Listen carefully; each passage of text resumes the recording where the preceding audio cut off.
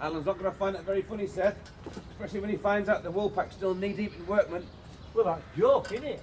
Did that arrive for you this morning, Seth? Oh, great. I bet it's for insurers. Going on quite well, innit? I've got a greeting to put up. I didn't think you'd be into welcoming them back. Not the way your Viv felt about the wedding. Well, life's too short for all that feuding, isn't it? Time to be building bridges, I think.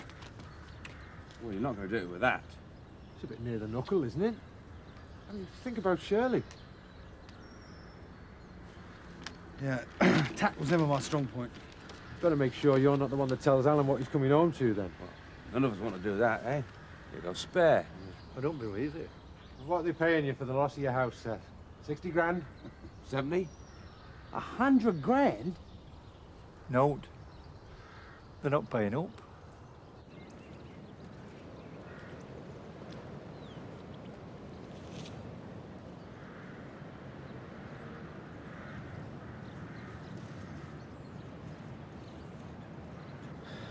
I'll get him, Mum. I promise.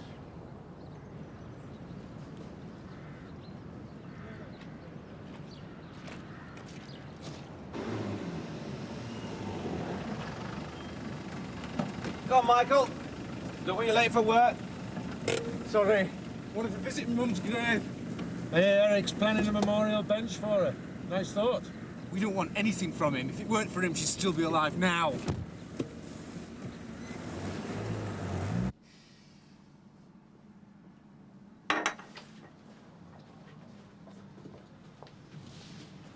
Where the hell have you been? We said 8:30, Elsa, and I've been waiting since then. I'm sorry, I got held up, things to do. Why isn't Alice with you? I decided not to bring her. What? That's what this meeting is supposed to be about. Well, she's all right, isn't she? She's fine. Well, who's looking after her? A friend of mine. Right, well, come on then, back to your place. Look, I want to collect her. That's all I came for. Well, she's not at my place. And before you ask, I've no intention of telling you where she is. You can't go on behaving like this. You're the one that's behaving badly. And if you carry on, I'll be out of that door now. Why did you even bother turning up? I came here to talk. But if you're incapable of handling it in a civilised manner, then we might as well leave it to the solicitors. That's better. I want Alice back. Yes, I know. And I want her with me. I imagine that's what we're here to discuss. There's nothing to discuss. She belongs with me. That's not a matter for you or me to decide. It's up to the court. So why don't you calm yourself down, get us some tea, and we'll talk about it. You can't say it's affecting his work here. He's a good farmhand, one of the best. Yeah, it's also a head case. Look, he's already hit Eric Pollard in public once. Now, if Pollard had gone to the police, Michael could have been back inside. Yeah, but he didn't. It'll all blow over. Will it? You know, Michael. Okay, he's a bit headstrong sometimes, but there is another side to that. Not many people would have dived into that river after Robert. Now, we'll always owe him for that. And he's promised to go and see Dr. McAllister. I'm sure he'll be able to calm him down a bit. Yeah, well, I hope you're both right. Come on, got work to do. I'll see you later. Morning, Frank. Morning. Did you and Sarah got a minute? I'll wait by the Land Rover. Okay. It's about the farm shop. Yeah, well, we really haven't thought about it too much. We've had a lot on. Well, I'm not rushing you, but I really do want to try and organise it. Holiday Village is going to start filling up at Easter, you know. So if we want to catch the seasonal trade, we need to get a move on. Yeah, and start thinking about your stock. They're not big kitchens in the cabins, but self-caterers just want to cook something simple. So eggs, butter, milk, cheese? Yeah, a few veg, nothing too fancy. Bread always sold out in the old shop before lunch, and that was just the crude white slice. Something a bit, farmhousey. Get yourself a deal with the local baker, you've got yourself a mint. So it's con the tourists, is it? Supply and demand, Jack. You make a few bob, they go away happy. Where's the harm in that? Okay, it's not that that's worrying me. It's finding the capital to finance it. We still have a cash flow problem. How much do you need? A couple of thousand at least. I could give you a start-up loan if you like. Look, we weren't asking for a loan. I know that, Jack, but it's in my interest. I want to get this thing off to the best possible start, and that means getting you and Sarah aboard as quickly as possible. Okay? Sounds fine to me. What sort of interest were you thinking of charging us? Since we're obviously never going to agree about rights, I think it's best if we leave the law to decide that. I don't think the law says you can just kidnap a child when it takes your fancy. I did what I had to. I've got a solicitor now. I'm applying for custody, going through the proper legal channels. You'll never get it. My solicitor thinks I've got a good case. I'd do anything to hold on to Alice. But the way things have turned out, we've got plenty of reasons to put forward. Like what? That's between me and my solicitor. Another load of lies, I expect, Elsa. I don't need to lie, Nick. I can prove that I can give Alice a better, more stable home environment, and that's all the court's going to be interested in. Just hang on a minute, I've not finished yet. No, but I have. And please don't bother to call me again. From now on, we only talk through solicitors. Goodbye, Nick.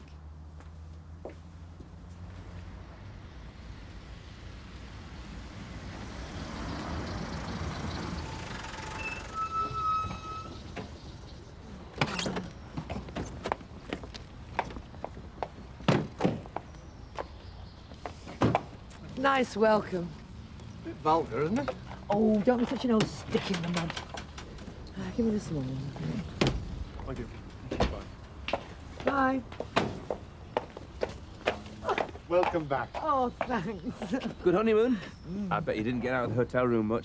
Well, we did a fair bit of sightseeing, didn't we? Oh, good to get home for the rest of it. Yeah, it was an early flight, so, you know, if you'll excuse us. Oh, no. Don't go in there. Why ever not? Tell him, Joe.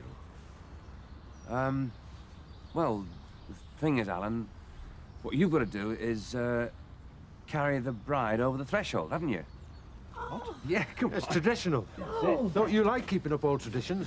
Well, yes, but Oh, I mean... it's a lovely idea, Alan. Well, one of you take a picture? Sure. It'll finish the roll-off just nice. Well, I'm not too sure about this, Shane. Oh, nonsense.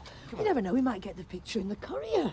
I mean, we could do with the publicity when the pub reopens. Alan, come on. Actually, while you're doing that, Alan, there is something that we ought to mention.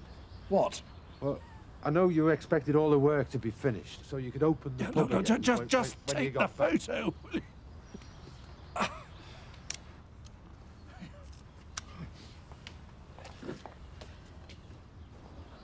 Oh, thanks, Joe.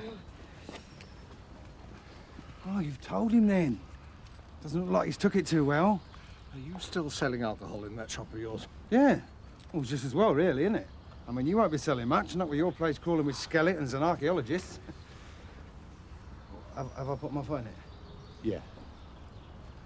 Look, Alan, come back to Emmerdale, sit down with a nice cup of tea and we'll tell you all about it.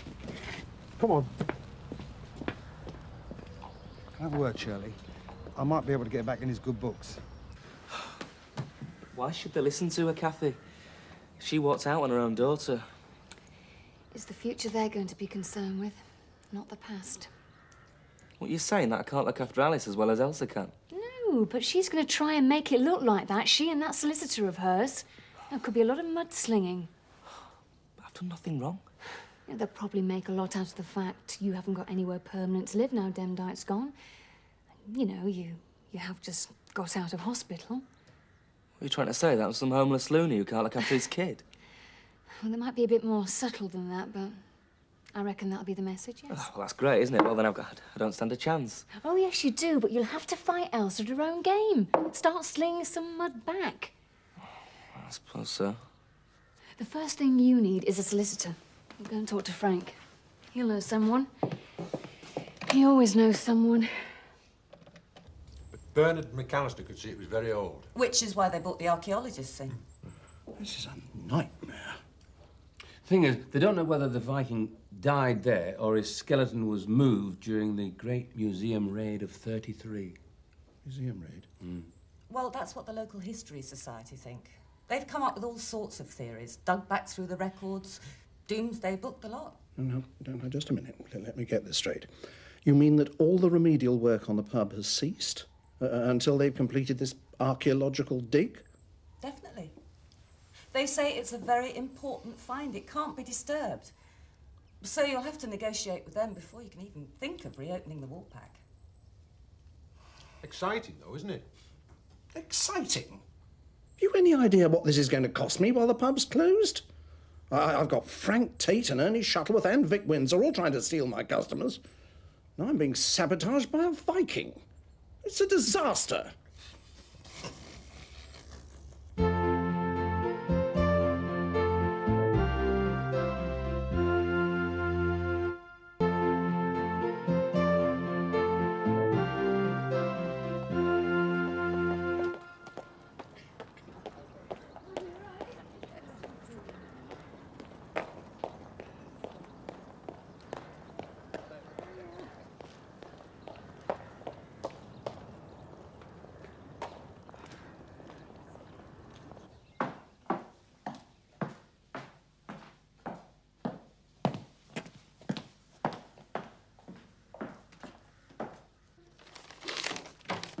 Ta-da! Seems to be mainly bills. Oh, hang on a minute. What's this? This looks a bit more promising. Ah, a congratulatory card to us both. Oh, from my son. Oh. Oh, nice thought. Yeah. Yes, we haven't heard anything from your family, though, have we? Don't you think we ought to try and get in contact with them again? Oh, why? Oh, because I'm proud of our marriage. I don't want there to be any bad feeling about it anywhere. Well, we are going to be far too busy to be bothered with them. I'm not sure about that. We can't do anything here until these damned archaeologists have finished. Well, we can make plans. And since the place has been nearly gutted, there's nothing we can't do to it. Could be a blessing in disguise, really. Yes, maybe. You know, if people are really interested in history, then maybe we could make a feature of the excavation. I could invent a new Viking cocktail. Serve chips in a longboat for a lunchtime snack. I'm not entirely sure about that. Oh, come on, Alan. We're a team now. You've got to let me have some ideas. Well, yes, of course. I didn't mean that. I meant, well, cashing in somehow. And do you mean we should have a scar from the plane crash as an attraction for tourists? Look, if Ernie Shuttleworth tried it, maybe not. But if you do, it would be done with taste, Alan. Yes. See, I just don't know what to do, Frank. I don't know the first thing about lawyers, solicitors and all that. Yeah, it sounds like she's playing on that. Some people just get scared stiff at the mere sight of a solicitor's letter. I know to use them myself. What, you think she's doing the right thing, then? I was talking business, not the future of a human being. But Nick's still going to need a solicitor for this custody battle. Of course. But I reckon there are things we can do before that. Now, the way I see it, you've let her call all the shots. She snatches Alice and then she threatens you with her solicitor. It's about time you started hitting back, lad. Yeah, but how? She's not the only one who can use the law. Now, do you have a formal care and control order from the courts? Yeah. Then she's way out of order taking Alice like that. Now, look, I'll see my solicitor. We'll see if we can't get a quick legal hearing. So you think there's a chance I might get her back, then? For the moment, at least. You're still going to have to go through the courts, though. Well, look, I just want her back with me, Frank. It's where she belongs.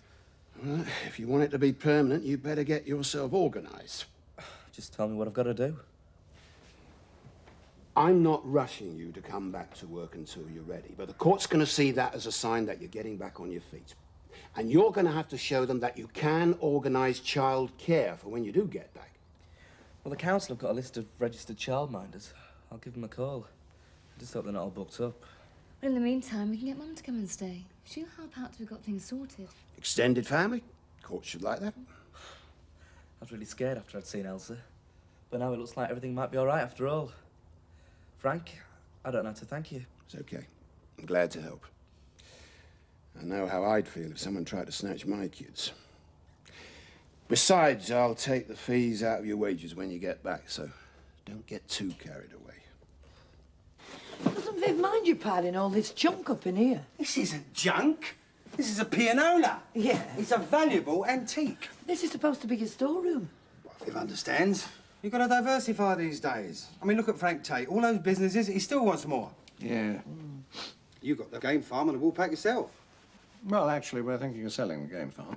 Ah, all the more reason to make the wool pack your showpiece. And here is the jewel in your crown. Well, this is going to be my wedding present to you, if the price is right. Well, you wouldn't normally find something like this except at Sotheby's, would you? And you know what that'd be like? You'd be competing with dealers, collectors. Scratch an itch, price goes up another couple of £100. Yeah, but this is hardly Sotheby's, is it, Vic? Which is why this is your lucky day. I'm a reasonable man. You get the bargain of a lifetime. I get to make a small profit. Well, you can cut the sales pitch and I'll tell you what I'm prepared to pay. It do seem right. All this insurance money people are getting, and I'm not getting a penny. Well, I don't understand it. Weren't you insured? Aye, from day we bought house, over 30 years ago. Well, then they've got to pay you. It's all Mac's fault. She always did paperwork at our house. Then when she went, I didn't know what were important and what weren't important. So I missed my last premium. They cut me off without a bean. £2.12, please. Good news about your daughter, isn't it? Another wedding on way. Yes, maybe. Thanks very much. She don't seem right pleased about it. Well, I'm not surprised. I've heard they've got to get married. Hey? Well, Jessica's pregnant. You gave me change for 20. I only gave you 10. Oh, thank you for being honest. Well, I always think honesty is the best policy. And incidentally, Jessica's not pregnant. They're just two young people who happen to be in love. I'm sorry. It's all right. I know people tend to gossip in a village like this, but please, don't do it in front of my husband. Bye. She drives a hard bargain, your missus. Yeah, she does, doesn't she? We're going to have to leave it here in storage for a couple of weeks till we finish the work at the Woolpack, though. OK. And can we go through the shop? On our way out, I've just remembered we've come back to an empty larder. Just as long as you don't start haggling about the baked beans. Ha!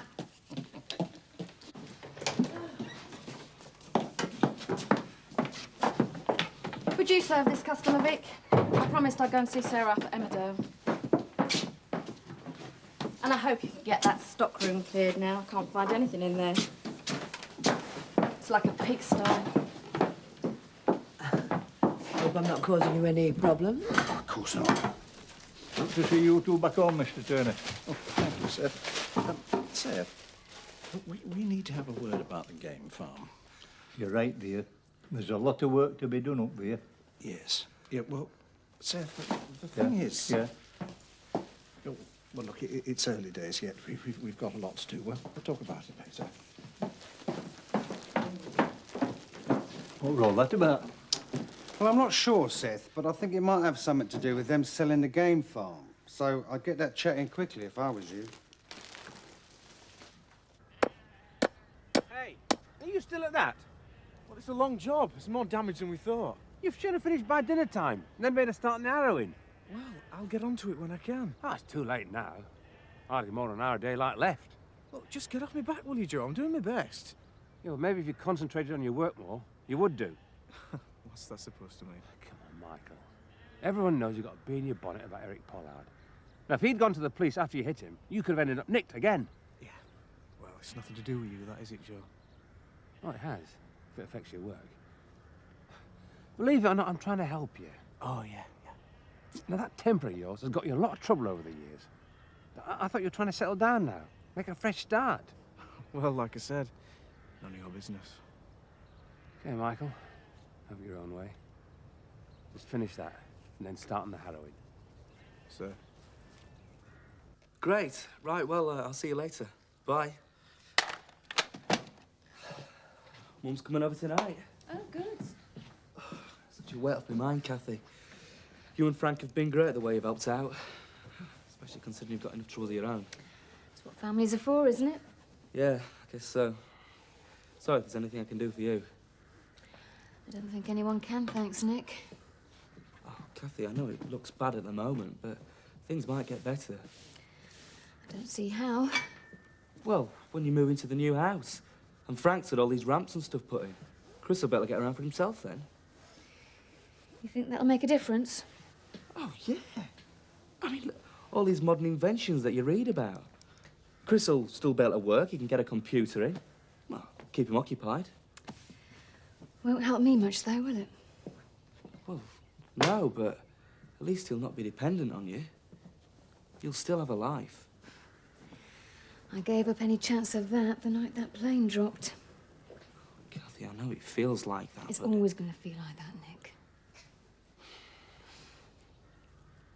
I don't love him. I haven't loved him for a very long time, since long before all this happened. Well, I know things weren't going too well between you both. No, it's more than that. I was going to leave him to run off with someone else. Josh. We were having an affair. Well, it's not as if Chris hadn't given you reason. He could be a real pig sometimes. But... It's not like me. Yeah, I guess that's it. I didn't go out looking for an affair. I tried to make my marriage work, even after I'd met Josh. Hey, look, Kathy, you don't need to explain yourself Don't you to me. understand? I need to talk. I've hated lying to you. The best help you can give me is just to listen, please. Now, Lynn knows, of course, but that's no help. She's the expert on affairs herself, so she can't understand why I don't just leave Chris and go to Josh. Is that what you want? I don't have that choice, Nick. I can't. You're right, Kathy, yeah. I don't understand. When I saw Chris lying under that rubble, it was like a punishment for what I'd done, for what I was planning to do. That is ridiculous. Chris, Archie, what happened wasn't a judgment from God. It was a terrible accident. In my head, I know you're right. But I can't change the way I feel. I know I've got to be there for him. Look after him. I just hope I'll be able to cope with it all. I'll back you. Yeah, and I'll back you. Isn't that what brothers and sisters are for?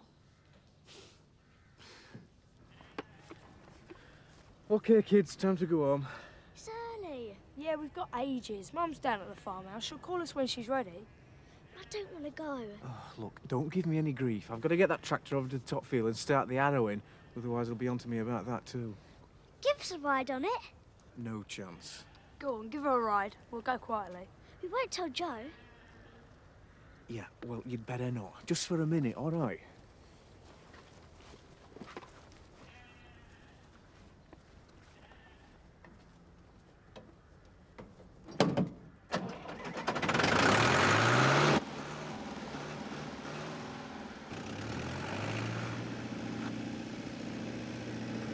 Can't you go a bit faster? Hey, this is a tractor, not a Formula One racer, you know.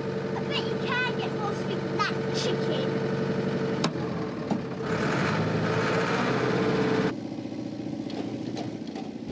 Michael, what are you doing?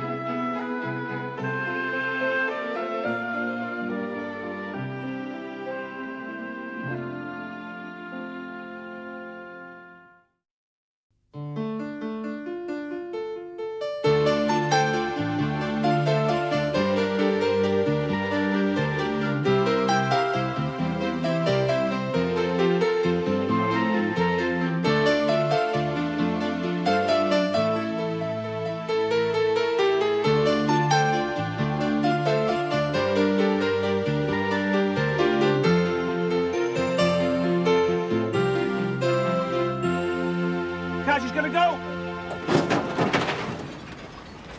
Donna! Michael, is she? No, she's still alive. She's just unconscious. Can't think of a way of easing this blasted tractor off her somehow. Oh, don't be stupid, Joe. It'd take more than us to lift this. Well, how about Samson? Hey? Well, didn't they use him to get all that stuff off Chris Tate? Oh, yeah, I suppose it's worth a Well, go. go get him. I'll get the rope. Quick, phone an ambulance! God, what's happened? It's Donna. There's been an accident. Now, calm down, Scott. Tell us what happened. She was on the tractor with Michael. It tipped up and she's trapped. You go. I'll phone Dr. McAllister. The real danger at the moment is the risk of multi-organ failure related to treatment. Renal failure, impaired liver function. So she could die through them trying to make her better? That's not exactly how I'd have put it. But any treatment in her condition does run the element of risk. She's particularly vulnerable to secondary infections, such as septicemia. You know, I love my mother, Bernard. More than anyone in the world, maybe. But I've tried to come to terms with letting her go. And now I just don't know what to think. Excuse me a moment. Rachel, I told you not to disturb me when I was with a patient. All right, put her through. Yes, hello. Yeah, what is it? Right. Okay, I'm on my way. Yes, I'm coming straight away. That was Sarah. There's been an emergency at the farm. Is it the baby? No, Donna Winters had a tractor accident. Hurry up, Michael! The wall could go again! Come on. Not lifting enough! Come on then. A bit more keen going. Right, hold it there. Get her out of It's all right, look, that's what we're trying to do. Now stop screaming and help! Scott, get to the horse. You, round the front. Right, Scott, get him lifted again. Come on, Samson. Come on, boy. Come on, Samson. Get him put in. You can do it. Come on, Samson. More. Come on. Come Sorry, on. she's free. Come on, sweetheart. Come on. Come on, sweetheart. Right. McAllister's here. Right. Let's have a look at you, young lady. Where's it hurt? I'm really delighted with that present. That pianola is going to be a great attraction. And that's going to be just the start of it. We can have pub quizzes, karaoke nights. Oh, I'm not sure about that. Oh, come on, Alan, it's what people want. And satellite television and live football. It's the way to pack the punters in now. I was hoping for something a bit more cultural. At least some of our customers have taste. Oh, here's a customer now. We'll ask him. Seth, what do you look for in a pub? A decent pint. Well, we're conducting market research, Seth. We're trying to find a way of attracting new customers. Well, some places are selling them continental beers. 4 times price and it tastes horrible. Yeah, well, some people like them, Seth. Tourists, you don't need them. It's your regulars you should be looking after. It is supposed to be a local, isn't it? Yes, of course. Right, well, low prices and long hours, that's your answer. That's always your answer, Seth. Anyway, I didn't come about Woolpack. You said you wanted a word with me about Game Farm. No time like the present. It's in a terrible mess. I made a start at tidying it up. I've done best I can. Most of the breeding stock's gone, but there is a few birds left. I didn't realise you were working while we were away. That's what you pay me for, Mr. Turner. Mine, I'm going to need a lot of help to tackle it for real. When were you hoping to start shoots again? Well, the thing is, Seth... Of course, it's going to cost a lot of money. I suppose you'll be waiting until the insurance comes through. Well, that is a consideration, Yeah, yes. I'm not getting out on my house insurance. Mixed up with premiums. It's a good job I'm still a working man. Seth, you see... Yeah. Seth, the game farm may not open again. It just isn't going to be economical. Well, what will I do? Well, when we find a buyer, perhaps the new owner would... Oh, I see. Well, I'm not trouble you any longer. You're obviously busy making your plans. Seth? It's all right, Mr. Turner. Just seems to be the way of the world. There's nobody got a place for an old bloke of my age these days. Dr. McAllister's going to take me to the hospital. Would you phone Vic? Tell him I'll see him there? Yes, of course. Right. What the hell do you think you were playing at? This is all your fault, you know. It was an accident! No, Leave come on, it, Michael. Joe. You might as well go home, Michael. We'll see you in the morning. Yeah, all right, thanks. Good night. You're not going to let him get away with this, are you? Yeah, because I don't think it was his fault. Jack, you weren't even there, and I'm saying it was. Look, it's over. And you two shouting the odds isn't going to change anything. Just thank God it wasn't worse. I'm sorry, Sarah. I want to get this sorted out. Yeah, well, that makes 2 of Well, us. don't expect me to referee. I've done that once too often. I'm going to pick Robert up. I might be able to get an adult conversation out of him. Phone Vic. Michael deserves hauling over the coals for this. He's lucky we're not sacking him. Look, I didn't know he was stupid enough to put kids in that sort of danger. If that had been Robert, well, he knows about farm machinery. But Donna hardly knows a tractor from a double-decker bus. No, don't have a go at me. I mean, I warned you Michael was heading for trouble. His mind is full of this Eric Pollard business. Yeah, you warned me. Well, that's just another reason why you should have kept your eye on him. It's down to you, Joe. Frank's solicitor really seems to be on the ball. Being able to arrange a court hearing for tomorrow like that. He's trying to make sure Elsa abides by the original court order. So she'll have to hand Alice back. Unless I blow it and say the wrong things. You'll be fine, Nick. He says it's just a matter of law. The original order stands until a new one's made, and we're going to make sure that doesn't happen. Maybe, but Elsa seems pretty confident. I just wonder what her solicitor's got up his sleeve. Oh, stop worrying, Nick. Mum, I can't help it. Just the thought of being in court in front of a judge terrifies me. It's like my love for Alice is on trial. I'll be there with you. I'm sorry I can't. I've got to go and see Chris. I haven't seen him for a few days and he's getting upset about it. Oh, no problem. Just go through with me once again what I'm going to say tomorrow. Yeah, sure. And I'll probably ask you about your childcare arrangements. Nick. What? I was wondering if I could have a word. I'm just a bit busy at the moment, so I'm just going through what I'm going to say in court. Oh, aye. I'm sorry. Well, is it important? No, I don't suppose so. Well, not to anybody else, any road. Hello, I'm Vic Windsor. My daughter was brought in with a tractor accident. I'll check admissions for you. Oh, it's all right, I've just seen her. Just a hairline fracture. Nothing too serious. Oh, thank goodness for that. It's lucky Joe thought quick and got her free. We've got nothing to thank them for. She should never have been on that tractor in the first place. She could have been killed. I haven't heard the last of this.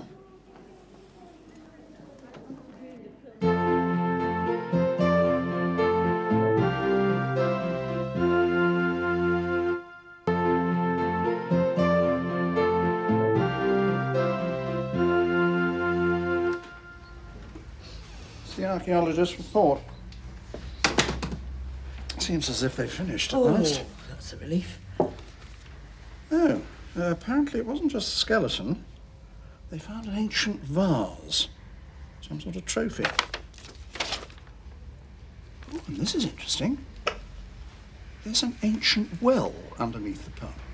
Well, well, well. No, it could be useful, eh? You see, if we're going to go for one bar, to cut down on costs, we're going to need a focal point, something to bring back the ambience of a country pub. You're going to have a well in the middle of the bar? Yeah. The tourists would love it. The old Woolpack wishing well. Yeah, but why was it sealed up in the first place? I mean, maybe that water's unfit for human consumption. It might even be infected with cholera. Oh, we can always have it analysed and then treated. Now, I do think it is our duty to preserve a piece of history like that. Well, that's very noble of you, Alan. Yeah. You know how people love chucking coins in wishing wells. It'll pay for itself in no time. Yeah, that's more like it. and we could invent a tradition to go with it. The place where Thor the Dane prayed for victory. Pausing only. On his way for a pint of best Yorkshire bitter. Certainly beat anything Frank Tate's got to offer at his sports club. Yeah. I reckon we can run a better bar than Lynn Whiteley. Even with all-day opening hours. I mean, we can work it between us. Plus, we've got Rachel in the evenings. You said you wanted to see me, Alan? Yes, thank you. I'm sorry it's so early, but I've got a lot on today.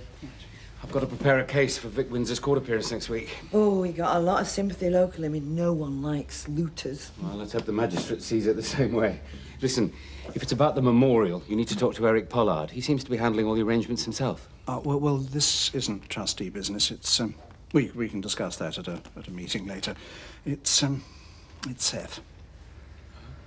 Well, you see, we've decided not to reopen the game farm. It's just not economically viable, and it puts him out of a job.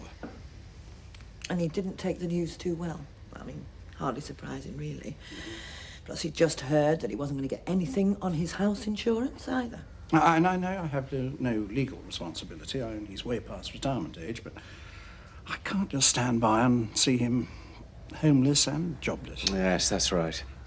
A man of his age should be enjoying his retirement, not worrying about all this. Yeah. Well, I'm sure we can come up with something, but I ought to warn you, he's a cussed old devil. He's not the easiest person to help.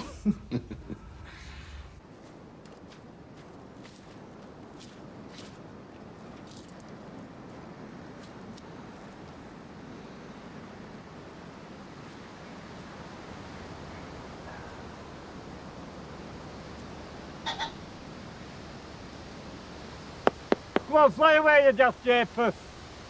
Come on, you've got a fit for your son, huh? Same as me.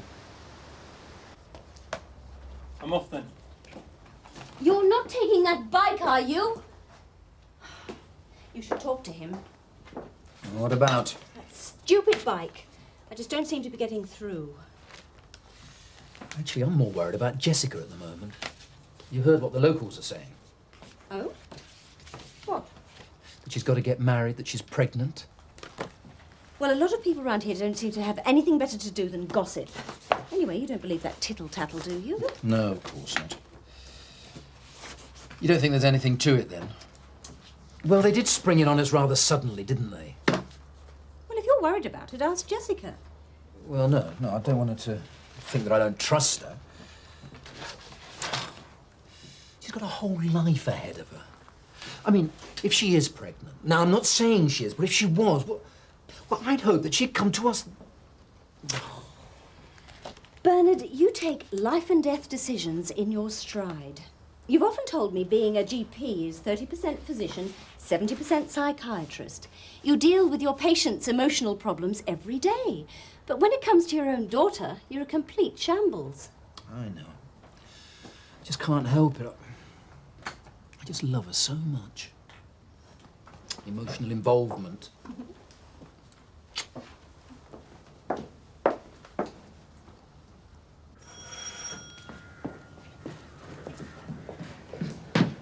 Was that the dog? Yeah, your mum's just gone. Oh. Yeah, what do you think then? Impress the judge? I suppose so. Good. It's a visitor for you, Seth. Have I called at a bad time? No, we're just off to court, so you won't be disturbed. Right. Come on, Nick. Right, see you later. Good luck, lad. Thanks. Thanks.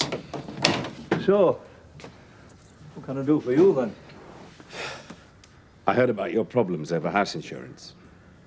And you're going to try and get them to give me some money, are you? Wow. I could see if they'd consider some sort of goodwill gesture, but I wouldn't hold out too much hope. But I was thinking, an application to the Beckendale Disaster Fund might be more fruitful. You mean that thing that Frank Tate and Turner's running? A number of villagers have already made application on the grounds of trauma. Trauma? Yes. Do you understand the concept? Well, I've heard a lot of people talking about it lately, but we didn't have a trauma when I were a lad. You just got on with things. I think it's reasonable to suggest that losing your home, your dog, seeing the village you were brought up in decimated all on one night must have had a devastating effect. I'm sad about it, same as everybody else, but it ain't turned me doolally. That's not what I'm suggesting. And I don't like charity. That's how my operation got paid for. I don't want people thinking I'm a welfare case. I don't think it is charity, Seth. You're entitled to compensation for what you've been through. But I've worked all my life since I were a nipper. I've always paid my own way. Mind, you might be right. Perhaps this is all that's left for me.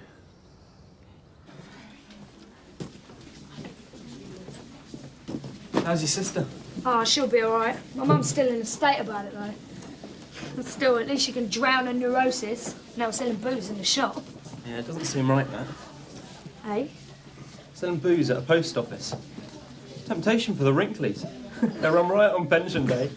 Just get out of my way, will you? Not very sociable, is she? I'm due in the lab. Waste of time, that. You can have more fun with me.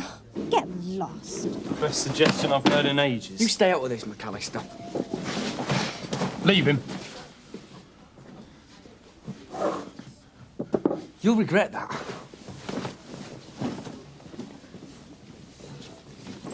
Thanks. That's no problem. Listen, Dolph, that might not have been too smart, you know. You bottled out. Yeah, but it's different when he's mob-handed. So next time you're looking for a sidekick, I ain't no Van Damme, okay? Aren't you worried? Well, thanks again. What's your name? What's yours? Luke. Might see you around then.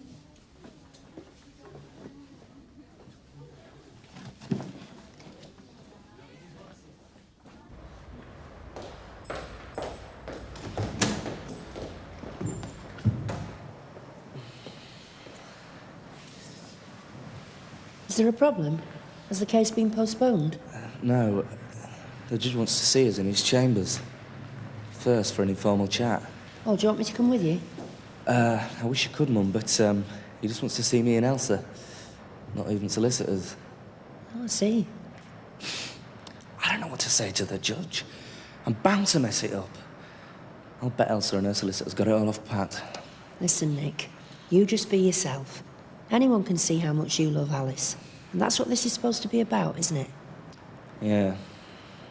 Better hurry up then. He mustn't keep his honour waiting.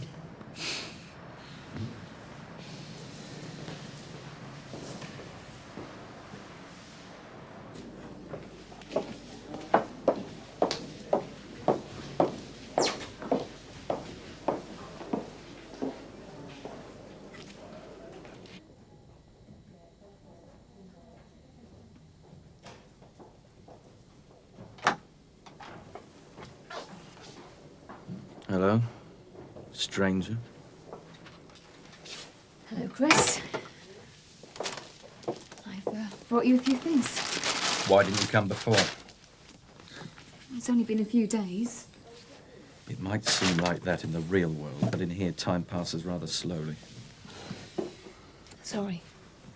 No, I expect you've been busy. I hear you and Dad are planning my life for me. We've been trying to sort out what's needed for the new bungalow, yes. Well, that must have given you hours of fun. That's going to be really good. Your Dad's been trying to make sure there's everything there you could want. New pair of legs, perhaps? It'll be set up so you can get around just as you want. As close to a normal life as possible. Well, that's a comfort, isn't it? Do sit down, please. And don't be nervous. I realise courts can be frightening places to the uninitiated, which is why I like to approach these cases informally first.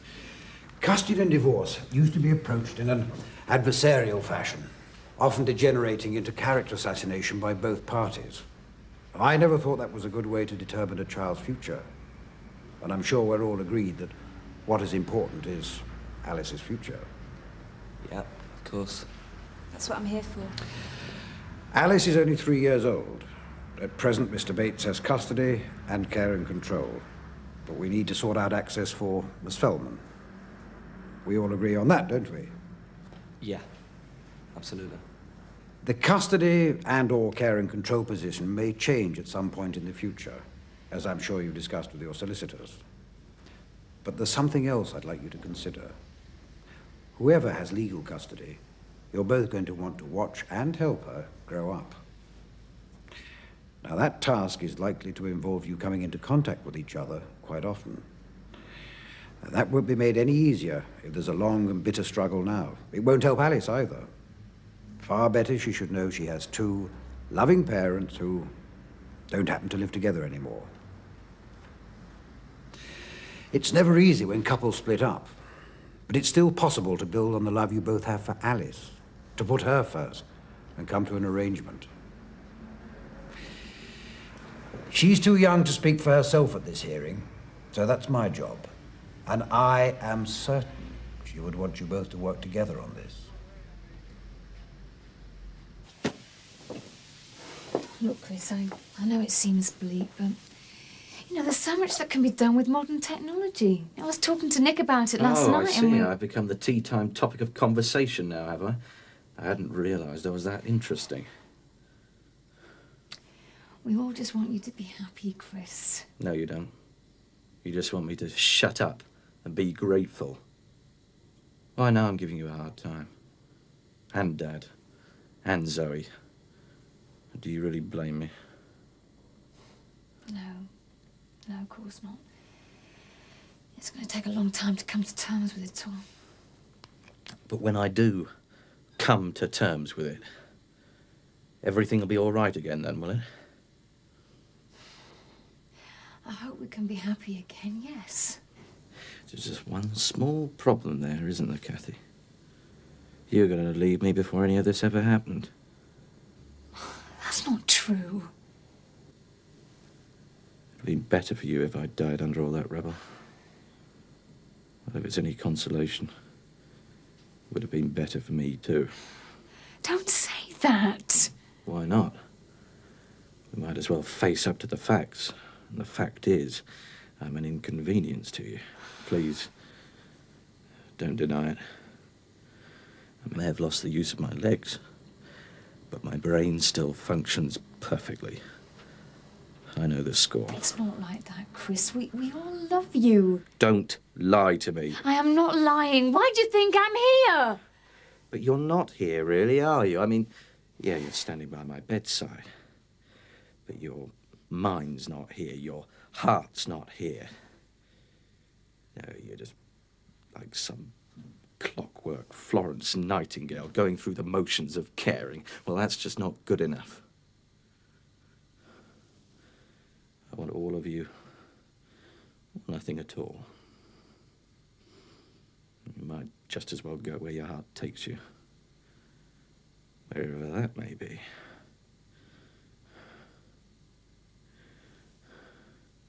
Do you understand what I'm saying? I'm giving you the chance to leave me. Well, you heard me. Go! Say your hook! Just get out of here!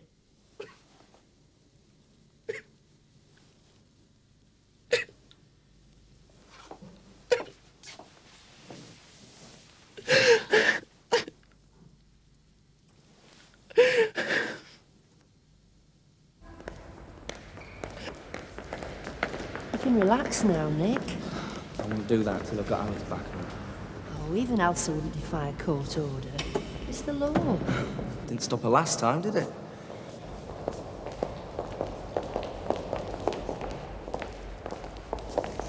I've called the childminder. She'll drop Alice off to you in a few minutes. Are you not going to stay?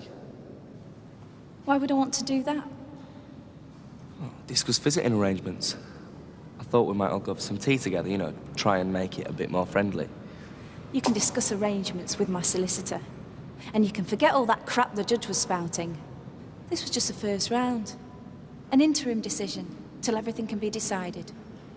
I'm going to fight you all the way on this, Nick. And I'm going to win.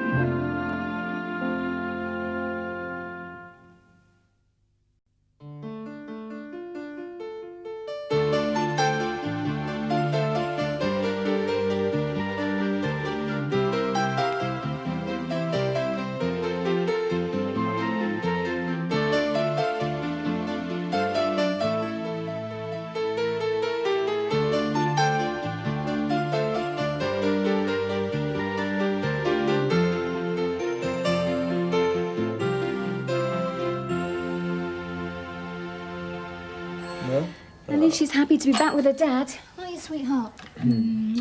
Tell that to the judge. You've given up everything for her. That's in the past, though. It's the future the judgment's based on. And Elsa's got a permanent home. We've got to sell this place. Chris will need a specially fitted bungalow. You going to be able to cope? I'm more worried about you. Where are you going to live? Oh, there's always Seth's den. Elsa would be chuffed to hear that, wouldn't she? If there's any justice. Yeah. Chris wouldn't be in a wheelchair. You'd be with Josh, and Archie'd still be alive. We're not talking about justice, Kathy. We're dealing with the law. Can't get it straight. Should bring the office flooding in, Seth. No, look, it's all ruffled up here. Now get it up as high as you can. Now mind the baskets, for heaven's sake. Now try and get it clear of them. That's better. Stand as high as it'll go. So you reckon she's got a chance? People have come out of comas before. Why not Ma? At least she's tough. Yeah, I suppose. You're probably right. It'll all come good. We're even going to win this year's ploughing competition. Didn't know it entered. Well, we haven't yet, but we will today. When's the deadline? Well, it would be a late entry. Well, it will look good, that trophy in the Heritage Farm, won't it? Jack, I hate to sound overcautious, but isn't it an idea to enter the competition first before doing the lap of honour? Time out, boys. Room service. We could have come in for this. I'm pregnant, not helpless. Here. I'm going into the village later. Anything you want? Well, I'll give you a lift. I've got to go into Houghton to make sure we're at least in the heats for the ploughing championships. Well, what about this lot? We can't miss the deadline, Jack. Besides which, I want to see how Donna Windsor is. Poor kid's got a fracture. Minor fracture. All right, minor fracture. Doesn't stop me popping in to see how she is, does it? Ah, you're right. Probably pays to keep in with the Windsors, for the time being, at least. Can you credit it, eh? What? What? Well, for a split second there, I thought the milk of human kindness was suddenly flowing free. Eh? Sarah thought you were beginning to think about people. You know, instead of... Oh, forget it. What's up with you two? Well, don't look too happy, whatever you do. Do you want to talk about it?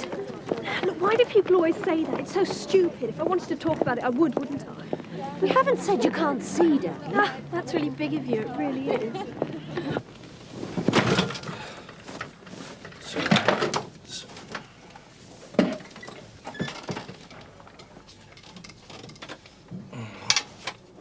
Thanks.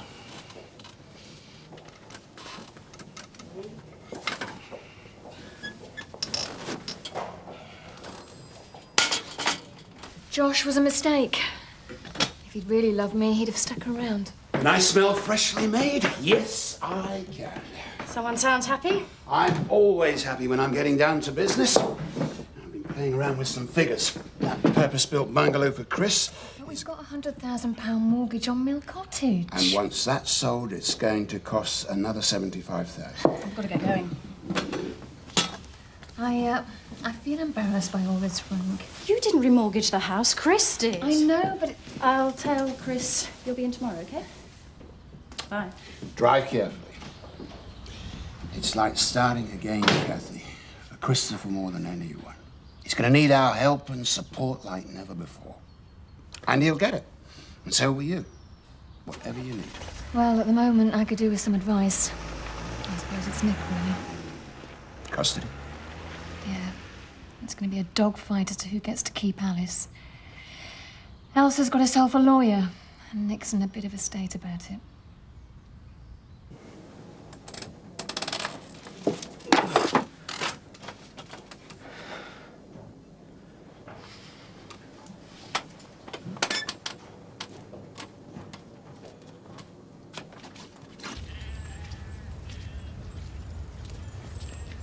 Hey up. Hello, Seth. What brings you here? My bike. No, I was just passing. Oh, yeah? Where were you going? Nowhere, really. Turner's not up at Gay Farm again. I've been made redundant. Oh, I'm sorry to hear that, Seth. Yeah, what are you going to do? Find a job. I'll have to. You don't know her out anyway, do you? No, I'm afraid not. We don't know how long we'll be able to keep Michael. Well, if you're here out. Yeah, of course. Look, Seth, come in for a cuppa. I've a few important calls to make, but thanks for the offer. Seth, Woolpack's reopening tonight, isn't it? Ah, that's right. And I'll be there. If it's only to make Turner feel guilty. See you there, then. Cheers, Seth. Ta-da. So this means I can open the well to the public, does it? The water sample results say you can, yes. That's excellent, that really is. But you can't bottle it, sell it, or drink it, given current EC regulations. And particularly if you value your liver. Oh, yes, I certainly do that. No, this is just a focal point to give a touch of old country pub charm, you know, with a link that goes back to the Vikings. Well, the well wasn't mentioned in the Viking research of the 30s, was it? Well, no, but you know, it gives the place character, doesn't it? Not to mention the odd skeleton. Yes, quite. Any news on that? Well, shall we just say that it's best to let sleeping skeletons lie? Tonight's the grand reopening? Well, yes, sort of grand half reopening, really. Anyway, the door will be open. That'll keep your customers happy. This time tomorrow, it'll seem like we've never been away. Oh, I never asked. How was the honeymoon? Can't remember. Can't remember mine either. No, it was really wonderful. I couldn't have dreamt it better. Good. I'm glad for you both. Thanks. Oh, and how's Jessica? I mean, have all these stupid rumours about the pregnancy stopped now? I wasn't aware there were that many. Oh, people gossip when they've got nothing better to talk about. They got fed up about talking about me, so they've gone on to someone else now. Yes. No, Jessica's fine. Good.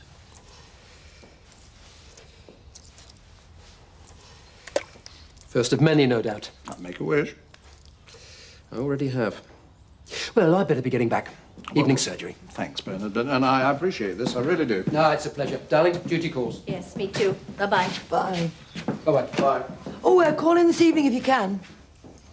Imagine coins being tossed into our wishing well. It's a publican's dream. People throwing money away. Exactly. What did you talk to Shirley about? Rumours. Or should I say rumour? What rumour? When you threw that coin into the well, what did you wish?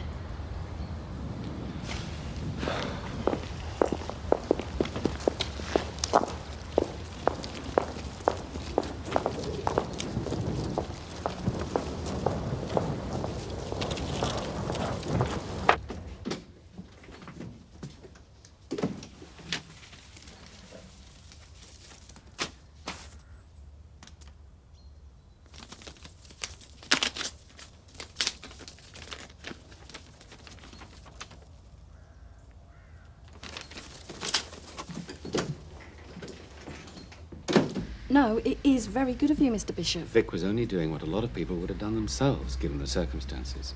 I sympathise with him. That's why I want to represent him personally. Vic's in very good hands. Dermot's nobody's fool, are you? I'm desperately trying to blush here, but I'm not quite getting there. What about these? Are they still selling? Yeah, quite well. You've had a rough time of it lately. Not with Vic, now Donna. Is she okay? Well, she's on the mend. It's the shop more than anything. Joe Sugden's an idiot. Fancy letting a child get on board a tractor. Do you think I'm right to be upset about it? Oh, why not? It's an industrial machine. There's safety codes, aren't there, Dermot? Of course. And he ignored them, which resulted in Donna's accident. That's negligence. I bet it is in law, too. Well, yes. I mean, I know it sounds a bit extreme, but yes, it is. If it was my kid, I wouldn't let it drop. Sue him. You can't lose. Do you think he could have anticipated it? A young girl on a tractor. I could have anticipated trouble. If you were me, would you take it further? Well, it's not as personal as it seems, unless negligence was proved. It'll more than likely get sorted out between the insurance companies anyway. There you go. It won't cost Joe anything. What are you waiting for? Sue him. I miss Danny, that's all. Well, that's the way it is sometimes. Not much help, I know. Yeah. I know it's stupid, but your father thinks you're depressed because he thinks you're pregnant. Now, I know you're not. It's him, not me. What's up with him? The whole of the village seems to think you are as well. And how would they know? Did they see it happen or something? He's been trying to broach the subject for days, but can't pluck up the courage. And he thinks that's why I got engaged? He's always going on about condoms. Does he think I couldn't take a hint? I have a good mind to... just for a couple of days. Oh, Jess, that's really cruel. I know.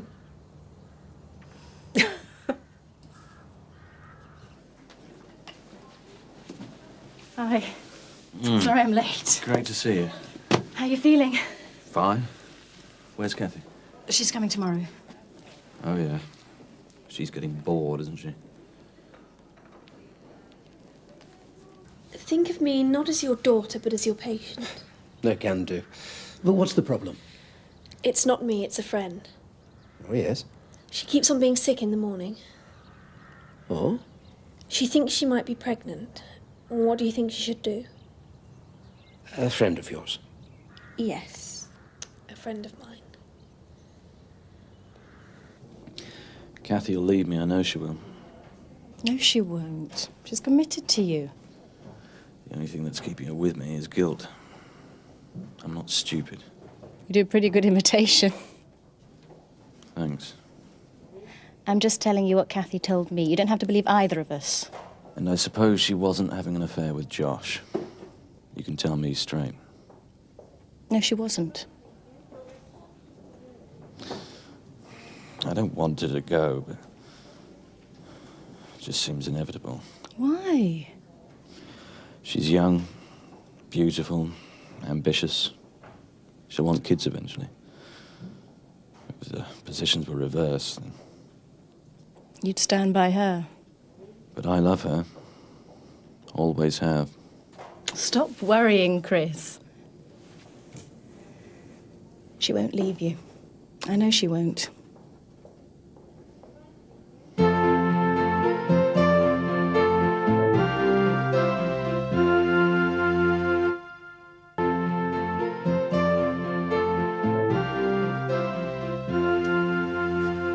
Eric Pollard's finally come through with the commemorative plaque. It's going to be unveiled on...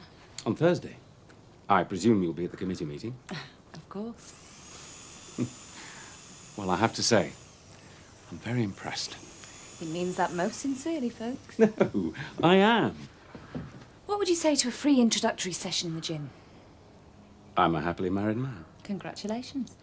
I didn't mean it like that. Yes, you did. Yes, I did. You're very generous. Well, bearing in mind there's no such thing as a free meal. And? My house was insured and all that, but could I claim for the trauma to my son and myself? Certainly could, Lynn.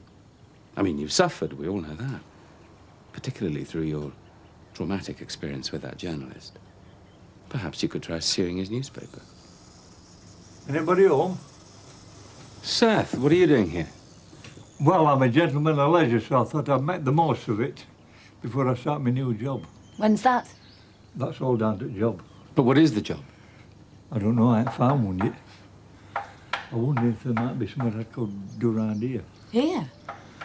I can't see you leading a women's aerobic group, Seth. You're a bit too butch. Eh? Tell you what, there is a job going for a man. You tell me what to do and I'll do it. We need a bouncer. Get yourself a tuxedo and a knuckle duster. Start Monday. Seth, I didn't mean it. It was just a joke. I'm sorry. Really, I'm sorry. That's all I'm any use for, ain't it? I'm just one big joke. Well, that was a fairly traumatic experience for Seth. He might sue you, you know. Joe Sugden should never have let her anywhere near a tractor. You keep kids away from machinery.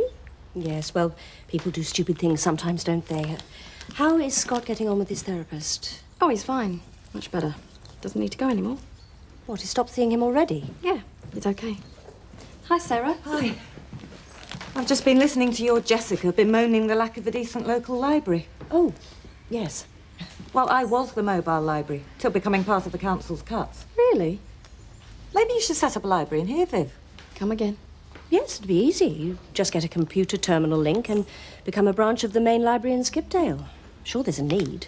Anyway, I've got to go. Bye. Ta-da. Bye. Maybe I should have a word in Vic's shell like here. Well, it's the obvious natural place. People come in, draw their pensions or whatever, buy their groceries and borrow a book. Might even help trade, too. Hi, Viv. Just thought I'd drop by, see how the little one was. How was your arm? Fine, thanks. Now listen, it wasn't your fault. It was Dozy Michaels for letting you get in that tractor in the first place. So I suppose I am the one to blame. It was all my fault. Am I forgiven? Yeah. Good girl. All right, come on. Inside, take these for you and Scott. She seems well on the mend. Well, kids are tough. She was right as rain in the week. We just leave it to the insurance companies. Let them argue the toss. Hey? I've been advised to sue. The only reason that you have custody now is down to the existing court order. Now, if this thing is going to go further, and it is, you'll need an expert. Yeah, I know. I was so determined not to let go. I don't know if you two take sugar or not, but it's there any road. Thanks, sir. Just the job, Seth. Nick does need an expert, don't he? Oh, absolutely. You want a good matrimonial lawyer specialising in this kind of area. I'll have a word with a few associates of mine. I think we can probably come up with the right man. Or woman. I'm skint. Don't worry about it. I'll sort it.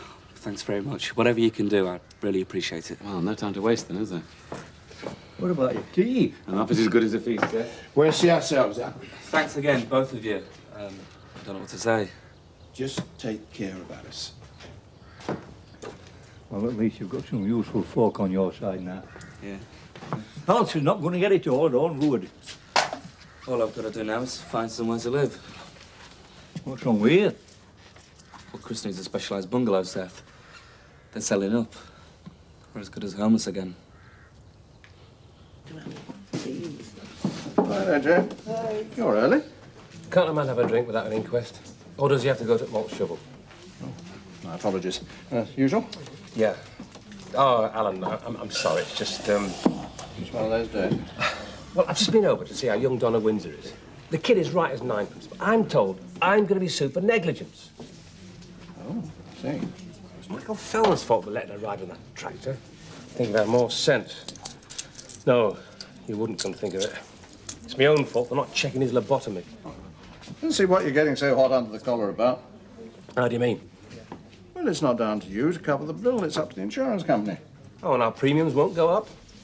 Jack will be over the moon when he hears about this. He really will. There's nothing to discuss, Dr. McAllister. Scott's fine now.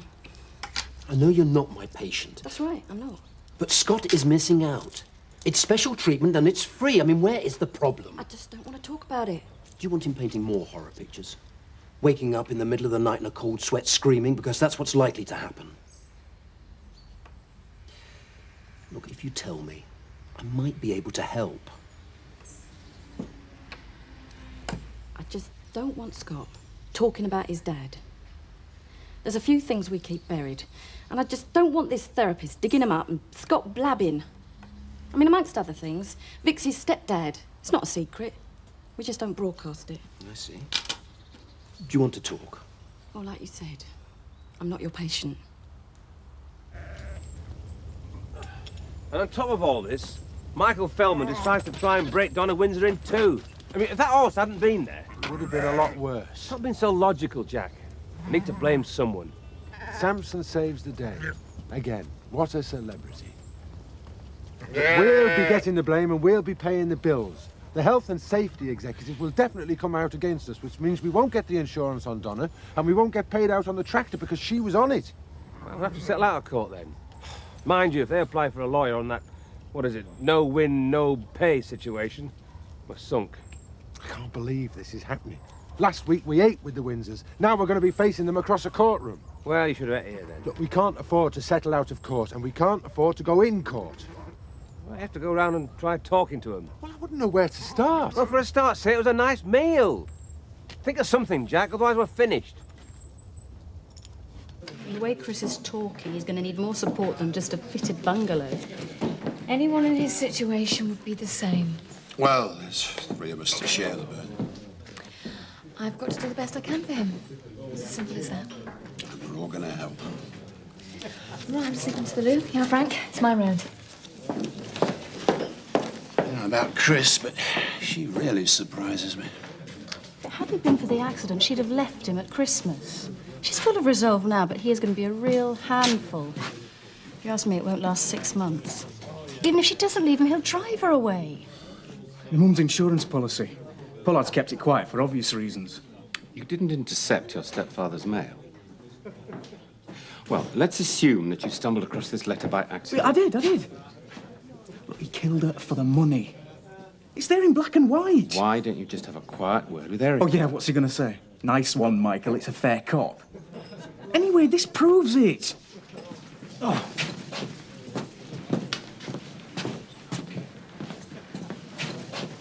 Thought you'd have had more sense, Doctor. Yeah, well, so did I. That's the second one today. Well, you'd be better off wasting your money in the sports club. You might be right. Healthy body and all of that. Eh? There you go. Thanks. Cheers, love. Spying on the opposition, are we, Lynn? It's a nice feature. The whole place will look a lot better when it's finished. Praise indeed. She's just trying it on. And she knows you know she's just trying it on. Yes, Frank. 2 white wines and tonic water on, please. Right. Now, poor old Joe. What about him? Well, Viv Windsor is suing him for Donna's accident. Who can blame her? Glad you say it like that. Well, we give the insurance companies enough money. It's time we got some back. Exactly. We wanted to sue the Woolpack for Chris's injuries, but Dermot tells me you're in the clear.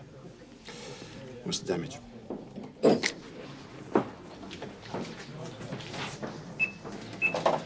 Look, obviously I'm no expert, but I'm pretty sure that Michael is traumatised in some way. These kind of reactions don't just disappear a few weeks after the tragedy. Sued us? But he's not going to sue us, is he? Well, only because he can't. It's what makes Frank Tate Frank Tate.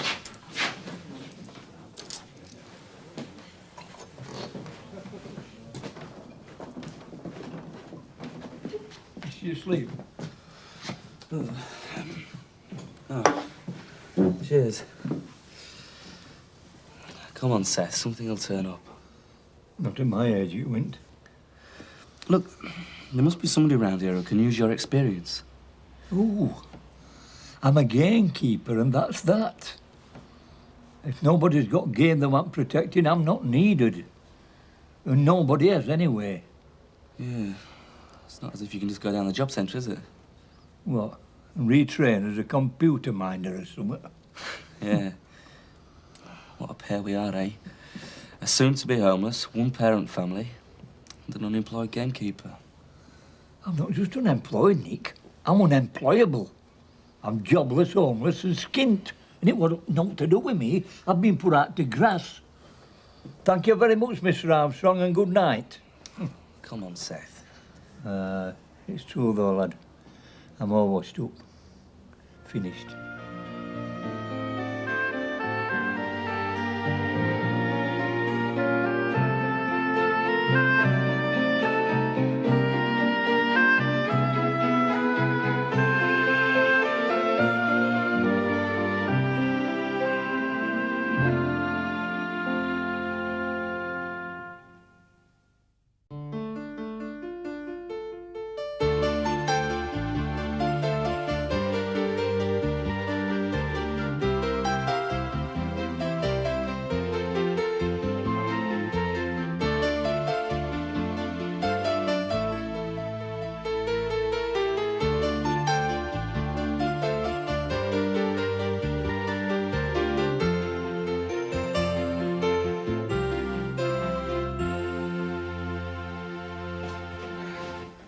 It's only me. Kettle's boiled. All right. You got one? No thanks. Has Mum phoned? Yeah, she's on her way. If we keep shouting, we might manage to wake Alice up. How'd it go? Oh, lawyers or something else, aren't they? Oh, that bad. Well, I've got to play the system. In my statement, I rubbish Elsa, and in hers, she rubbishes me. I don't know where that leaves us. Custody battles can get very ugly. If you want to keep Alice, you have to do whatever it takes. You'd do well in the legal profession, Kathy. Thanks. So, out childminder if I want to get back to work. The local authority have a register. Yeah, I'll give him a call today. Do you think leaving Alice all day with a stranger will go against me? No, it doesn't matter. It'd be the same for Elsa. Are you going to the memorial ceremony? No, I'm going to see Chris. I'm sure Eric will understand. Will you give him my apologies? Got to set out somewhere to live before I go to court. Chris will be home in 3 weeks. I wish I could help. At least I've got a job. Seth hasn't even got that. What's he going to do at his age? Hi.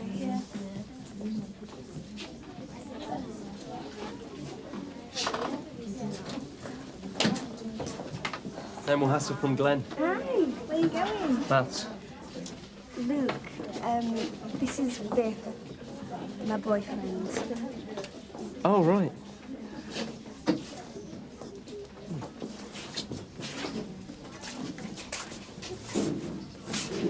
I'll keep saying this till I'm blue in the face.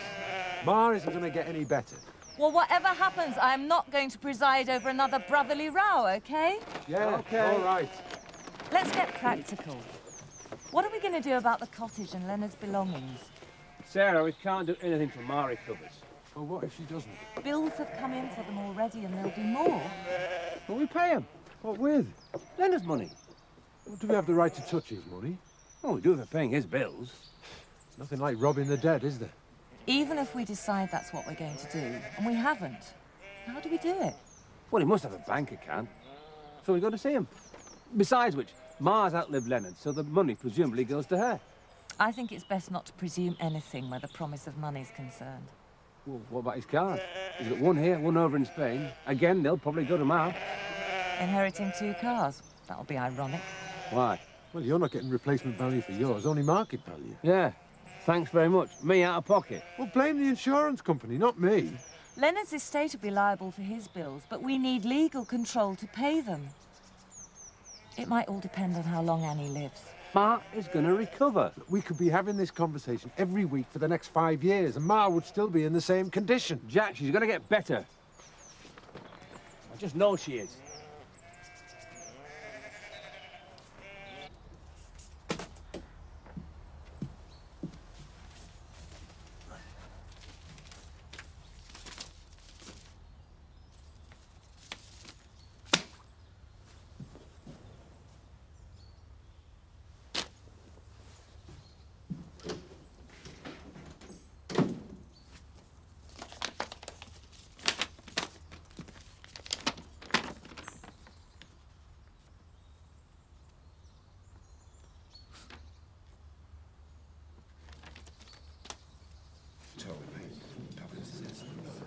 Well, he told me that already.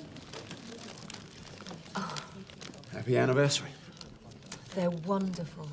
Thank you. Do you mind putting this water? I like surprise lunches. We should do it more often. Well, when we've got more anniversaries to celebrate, we will. Until then, we'll have to make do with the one we've got. So we're going out tonight, too. You know, this kind of attention could turn a girl's head. How do you find working in the same place as your ex-husband? What's brought this on? Just wondering. Okay. Working near my ex-husband is similar to living with my ex-husband. Much better than I expected. And how's it for you, darling? Well, love is a many splendid thing. Say it. Kim, I'm not getting any younger. Who is? And I'd still like to have a couple of kids before subsiding into my rocking chair. But if that's not what you want, it's okay. I want you before anything. I want us. Kids would just be a bonus. Just being back together again's a bit of a surprise. Oh, a pleasant one. And yeah, my biological clock's ticking too. And the idea of trying for a baby again doesn't completely repel me. But can we just, you know... Fine. Fine. You're okay? Yes, I am. I'm okay. You okay? Yeah, I'm okay. That's okay, then. So, what do we do now? Get married?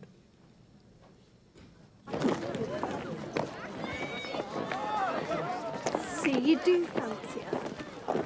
Yeah, what if I do? What's up to you? He's better looking than you are. Better looking than Danny. See you later.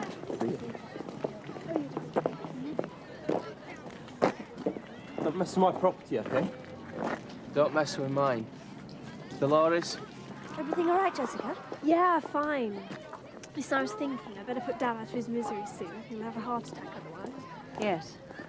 What's Luke doing with Brian Fowler? I think Luke thinks he's getting a bit close to his bike. That boy's trouble. I better tell him to steer clear. Your mum looks worried. Hello, Luke. What do you want? To keep you out of trouble. Thanks, Mum.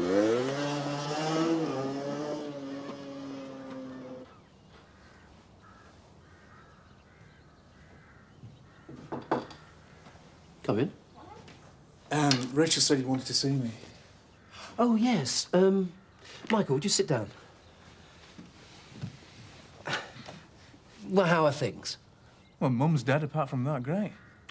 Sorry, really, I was just wondering how you were managing to cope. You know, it's important not to keep things bottled up. In fact, I've recommended to some people in the village that they seek professional help. I do think you are suffering from stress, though. It affects some people later than others. And some of your recent actions haven't passed without comment. Don't know you mean. I was really thinking about your behaviour towards your stepfather. Well, yeah, it's true. I do have a problem in that area. Well, recognising that fact is the first positive step. Yeah, well, it's not that easy. You see, the problem is Eric Pollard's murdered my mum, and I don't really see what good a counsel will do on that score. Unless he's got a gun I can borrow. 14p changed, huh? Jack? Oh. All right, Jack? Just dropped in to see how Donna's progressing. Yes, well, she's on the mend, you know. Oh, good. Well, that's good news. No permanent damage, then? Time will tell. Fingers crossed. Sarah and me really enjoyed the meal last week. Yes, so did we. It was a good night. I mean, we are friends, aren't we? And we're a community. We pull together. I don't know if you know it, but we're strapped for cash. We're really struggling at the moment. If you sue us, we're finished. We're not exactly on easy street ourselves. Yeah, we're barely scratching the living as it is. When the tourists and sightseers stop coming, and they will eventually, we're going to be struggling even more. Look, this is nothing personal, Jack.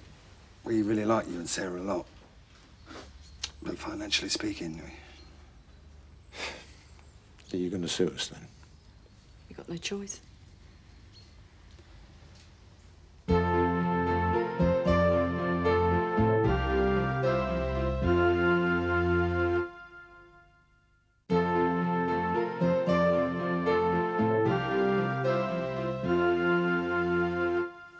What she said. I think she might have something to tell us.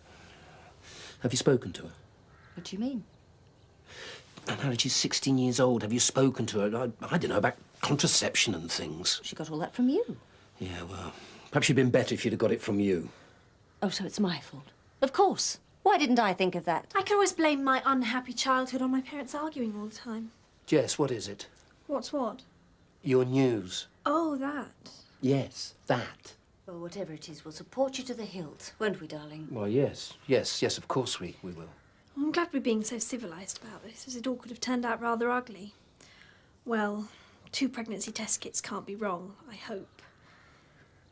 It's definite. I'm definitely not pregnant. You're not pregnant?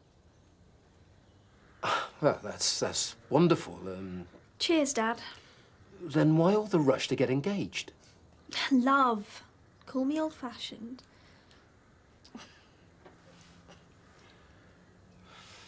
Very funny.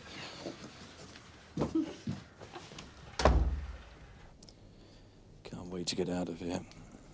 I can't wait to have you home. Our bungalow's going to look great. No expense spared, your dad said. In the position he's always wanted me. Helpless. That's not true. Look, he's doing all he can for us, and I mean us. He's already given me a job. As what? The stables at the Heritage Farm. Perfect. Forget it. What the hell am I supposed to do while you're out working? If we're stuck in together all day, we'll drive each other mad within a week.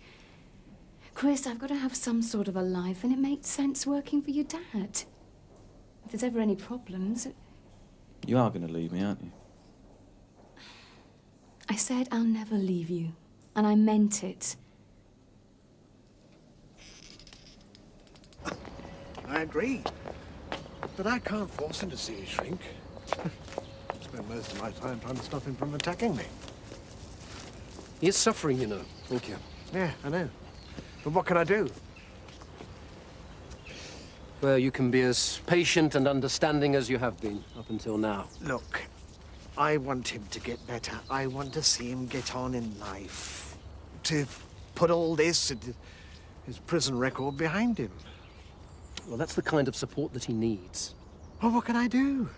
I'm already giving half his mother's insurance money to him and his sister. Does he know that?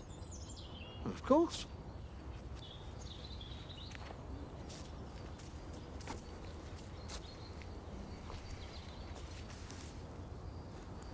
It's best we don't have any trouble today, Michael.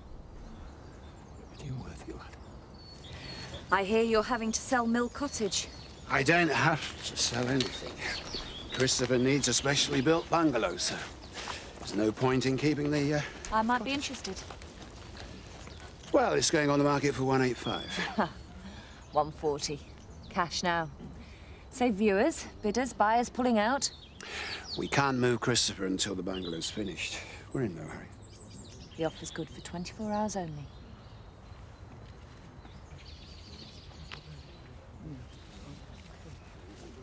Eric, I think everybody's here now. All right. Ladies and gentlemen, first of all, may I say thank you for being here today. This plaque and bench are meant as a symbolic tribute to those deceased and also as a memorial. Although those from the village will never be forgotten in our hearts. If you'll permit the indulgence, perhaps a moment's silent reflection would be appropriate.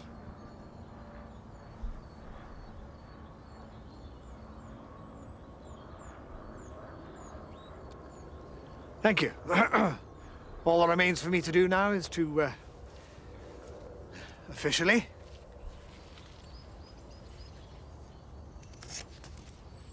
and formally make this bench available to the public to sit on. Photographer's here. Why doesn't everyone just gather around the bench? Yeah, let's have a few sitting. Look, but keep the plaque clear. I didn't do this for the publicity. We all know that, but it'll help to boost funds, won't it? I'm sorry, What's no. up, Eric? Camera shy? Well, I am a bit. It's just not my style, that's all.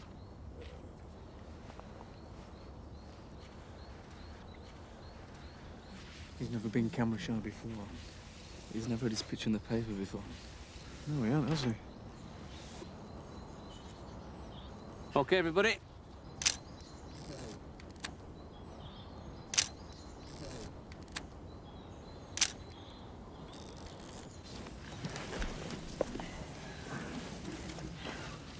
I'd just like to add my personal thanks to the bench, Eric. It's a nice, thoughtful gesture. Well, thank you. You're very kind. You're not staying for a drink? No, I must get back. Make sure our teenage children aren't breaking the place up. It's a feeling I know only too well. Another time. Yeah, just coming. The minutes of the meeting, Lynn. I know. I'll get them done. No doubt. The question is when. When I can, Doctor. And if that's not good enough for you, feel free to exercise your democratic right and find another mug to do them, OK? What are you going to have, Jack? Eric, what are you having? No, I'll get them. No, get away. You're the man who's paying for that bench. All right, give him a large scotch. Oh. And another pint. Aye. Thanks, gents. Nice gesture, that bench. Yes, it is. Shying away from free publicity, too. Shortcut to bankruptcy, I'd say. It's his privilege, I suppose. It'll be a good atmosphere in here. Yeah. Once Turner gets this place fully opened, we're going to have a bit of a fight on our hands. Yeah, what with these Viking artifacts? And that well's a real bonus. Tourists will love it. I bet he's planning a gala opening night, too. That's your department. Sorted. Well, the night of the Woolpack Gala, I'll book a cabaret act at the sports club. Something spectacular. He'll be throwing coins into his own well and wishing he was somewhere else. Have you seen the faces on Frank Tate and Lynn Whiteley? Getting worried, are they? They can't beat the atmosphere of a country pub, with a few novelties thrown in, and they know it. Yeah, but does Frank Tate strike you as the sort to take defeat lying down? Me neither. A few Viking artefacts, perhaps? Definitely. With a plaque saying how they were found and how they got there? Definitely. I'm beginning to enjoy this. Oh, and that even more. Look, I'm not prepared to give any statement other than what was said at the ceremony, right? And leave me alone. Now then, no look on the old job front? I've a few good years left in me, Joe, but nobody else thinks so. Well, Jack says if ever need a hand, he'll turn to you. Oh, well, that's good on you, Jack, but when will that be? And what do I do till then? Life's short and I'm too old to wait. Yeah. Another? I was waiting for you to say that. Shirley? So who's minding Alice? Oh, my mum. I have to sort out a childminder, though, if I want to go back to work. Cut into your wages quite a bit. Well, I've got no choice, have I? Oh, Tom. Cheers. I've said something really stupid to Seth. He's upset. Can't you make it up to him? He could use a little help from his friends. Not going anywhere, are you, Uncle Eric? No, Michael. I'm quietly slipping away. Okay. I respect your need for privacy. Thank you. I appreciate it. You know, that man is an unsung local hero. He's well worth front page.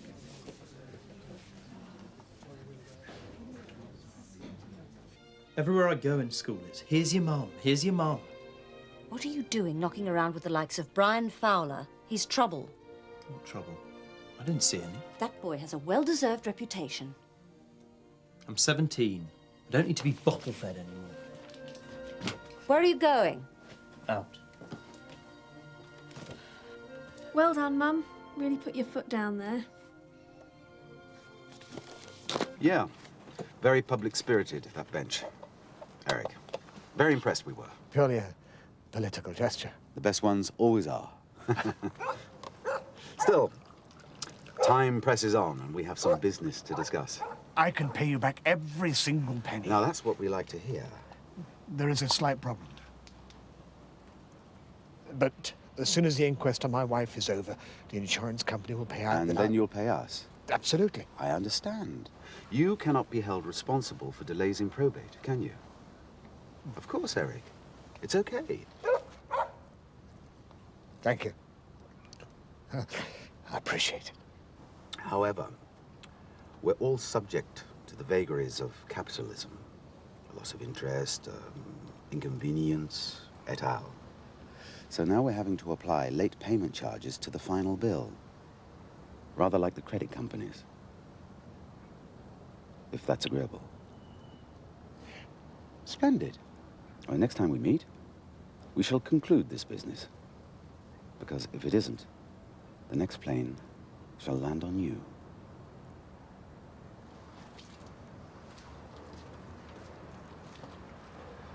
I am sorry, Seth. You were right to be upset. But I've put the word about to try and find you a job. What else can I do? You were showing off to that, were you? Yeah, you're probably right. No, probably about it. Seth, can I say something? It's a free country. Free to starve and all if you ain't got a job. I've got Nick as my gardener. If we're going to be truly authentic at the Heritage Farm, we're going to need a gamekeeper. Someone with real experience of the job. You know, show people around how it's all done. There aren't many of them knocking around. Any suggestions? They don't come cheap either. Everything's negotiable, wouldn't you say? Well, subject to a suitable salary. I know somebody who might do it. And I get to keep out a shoot. So long as it's not human. Thanks. Well, if the Woolpack's got a well, the Heritage Farm can have a gilly. See you. I'll get my reward in heaven. Maybe you'll get your reward tonight. I tried, but the Windsors are as broke as us. That's all we need to hear. Yeah, well, let's not talk about it now. We'll think about it tomorrow. Hey, Seth. Really pleased for you. Really am. I know you are, lad. What we've got to do now is find somewhere to live, and we'll be well set. Do you fancy another, Seth? Seems you've got some celebrating to do. I've got enough here for now, thanks. Well, when you're ready, eh? Aye, cheers. Hey, I'm right sorry to hear that Windsors are taking Joan like that. Yeah, it can't be helped. All right, love, what do you want? Well, I presume I'm driving you and Joe home. Mineral water, please, Shirley. I'll get it. Too kind. Go on, sir. I went at post office before the ceremony. Windsor's are definitely suing you over Donna's accident. Yeah, we know. Oh. And they said Joe has even admitted liability. And they said that you were there when he did it, so they're going to call you as a witness. Yeah, I need another drink. Well, I'll make the most of it. After the court case, you won't be able to afford another one.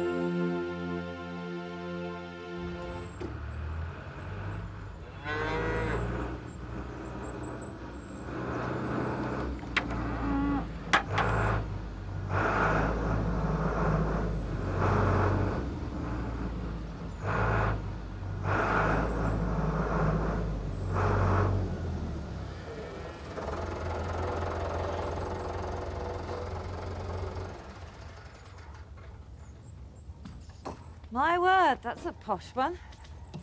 I should hope so. The money it's costing us to hire it. Well, let's hope they come and repair ours quickly then. Amen to that.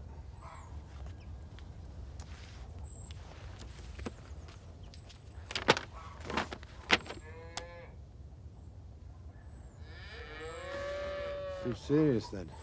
She is going to sue us. The way I see it, we're being sued twice over this tractor accident. One moment's lack of thought and all this trouble. Well done, Michael. Is it today Vic Windsor's in court for hitting that looter? Search me. I'll have a word with Scott and Kelly, make sure they're okay. Not here! What? You've been told not to ride your bike in here. Had to drop my bag off dinner. Can't expect me to lug it all the way up to school. It's heavy. Miss. Come to the staff room at break time. Can't. Got basketball practice.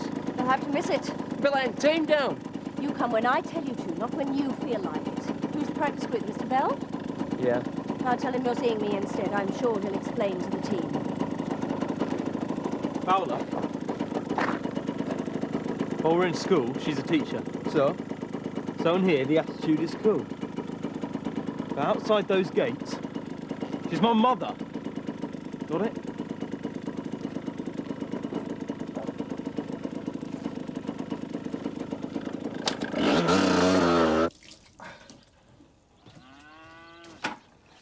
I can't believe they're going through with this. I thought we were all becoming friends.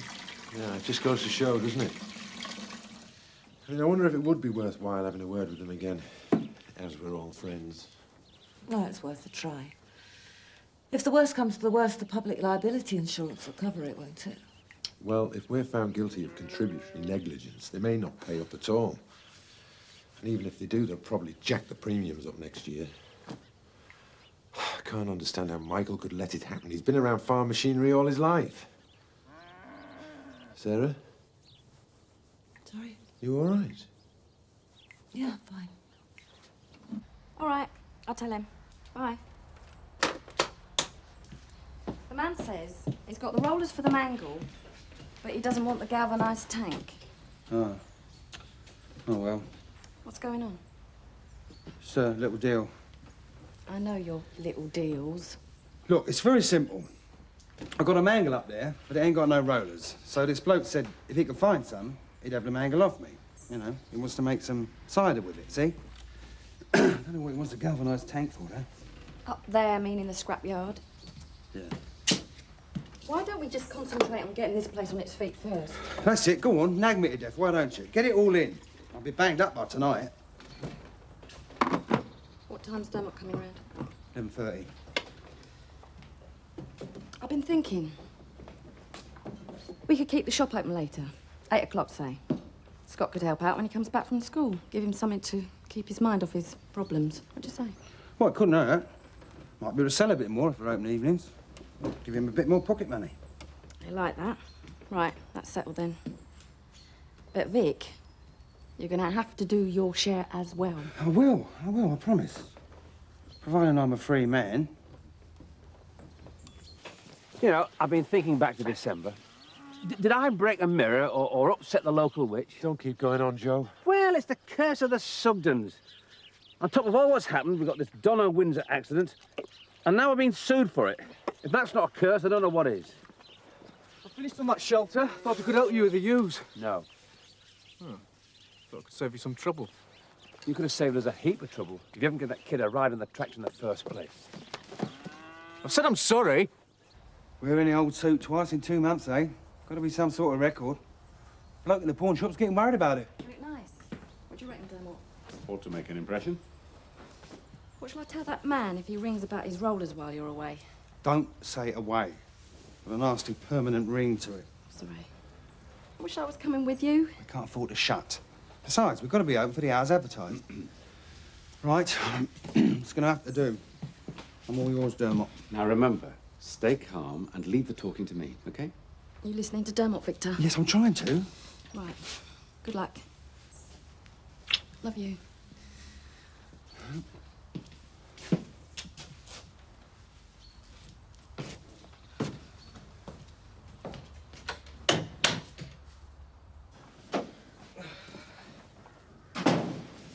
Hi.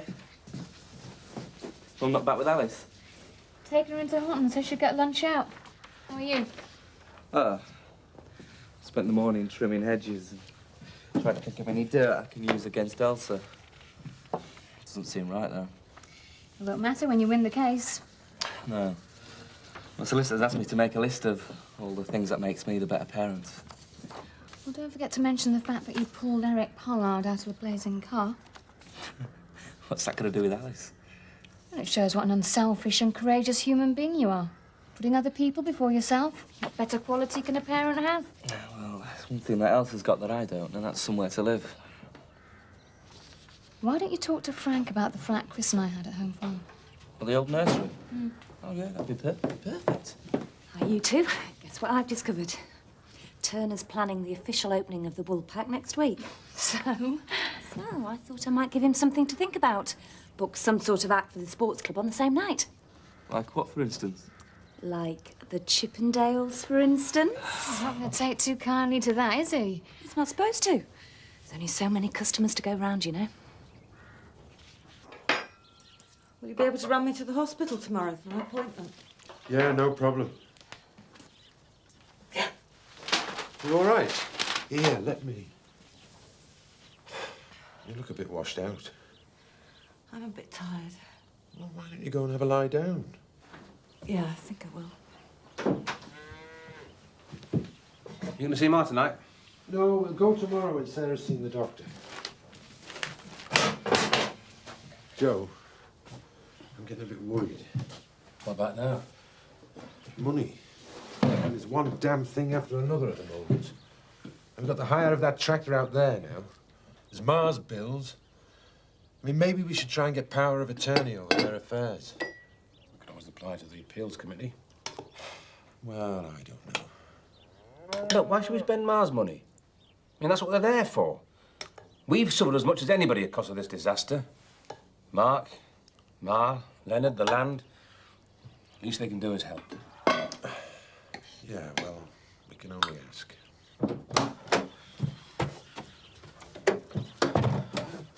I was wondering, shall I start on them ditches this afternoon? Aye, right.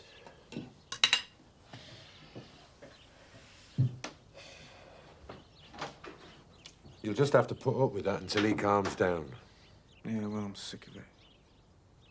Sick of him.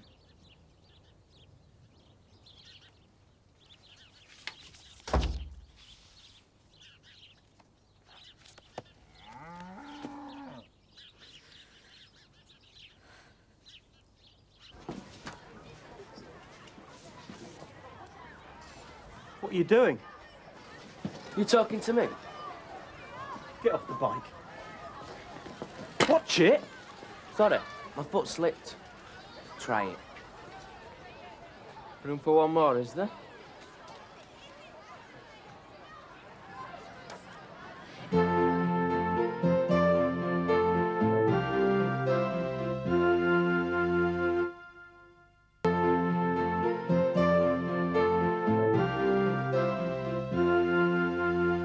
You keep away from me and I'll keep away from you, okay? Sounds like a good arrangement. Is that right with you, Glenn? No. He's been looking for it since he arrived. Oh, you're gonna do it yourself, then? This is now to do with you, Fowler. 4 on to 1. Bit boring, isn't it? Bit predictable, really. I don't need any help from you, okay? Well, you'd rather have 5 on to 1. We don't want no trouble with you. You got no choice. You've got it. If you want it. Next time, McAllister. Next time. What do you stick your nose in for? Felt like it. Besides, I've been looking for an excuse. How long you had this then? 6 months since the test. I'll have to get round to that myself sometime. Where are your old plates? I don't bother. Especially not on the proper bike. What proper bike? On the CB 1000. Really? Yeah. And I'm doing up a 1964 BSA Road Rocket 650. Cafe racer. Used to belong to my Uncle Ted.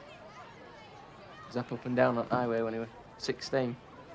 There were 110 on it even then. Yeah. Bit slow for me, though.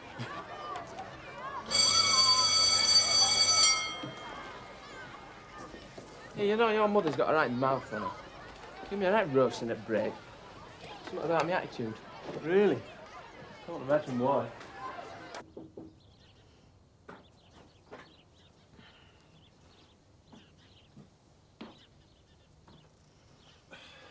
Did it wake you? You know what we were saying earlier? About having a word with Viv. I think I'll give it a try. I'll come with you. You know Joe vandalised Donna's school bag making that harness? Yeah. Well, these things don't come cheap. And the Windsors aren't exactly rolling in it. Who is? It might help. Yeah, you're right. I'll shoot into Houghton and get one before we see her. What are you reading this for? Final stages. Check the baby stop moving. That's normal. I know all that. This baby's been so active. I've just got this awful feeling that on top of everything else that's happened, I want this baby so much. Yeah. Me too, love. Me too.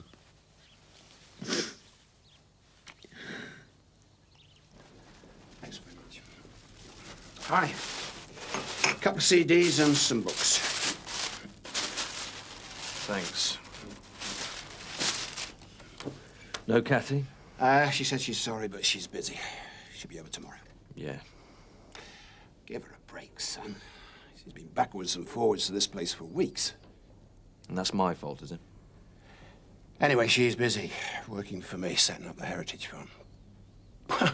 One of you's got to earn some money. Great. Talk about kicking me when I'm down. Now, Mr. Touchy, she needs to work, and so do you.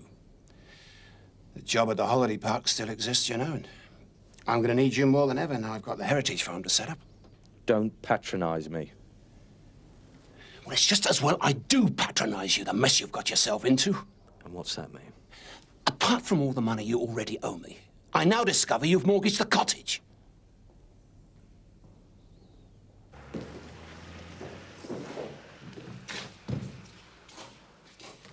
Victor Windsor, it is alleged that on the night of February the 8th you did assault Norman Edward Jones, thereby occasioning him actual bodily harm according to Section 47 of the Offences Against the Person Act, 1861. I'm getting sick of your self-pity, Chris. But if that's the way I choose to deal with this, it's my business, not yours. And what about Kathy? Don't you think she deserves a bit better? She'd have been off with her pretty boy in California if it wasn't for this. I'm not stupid. My God. All I ever wanted was for you to make a success of your life. I'd have done anything for you. But after today... Well, cheer up, Dad. If things get really bad, you can always go back to the bottle. You... If you weren't already down, I'd put you down myself. Look, just get out of here and leave me to get on with it. No. You're going to hear me out first. And this is something I should have said to you a long time ago. You're a user, Chris. A taker, a leech. You've never had the courage, the wit, or the gumption to do anything for yourself, ever. That plane crashing was the perfect answer for you, wasn't it? Because now you can spend the rest of your miserable life feeling sorry for yourself. And no one will blame you.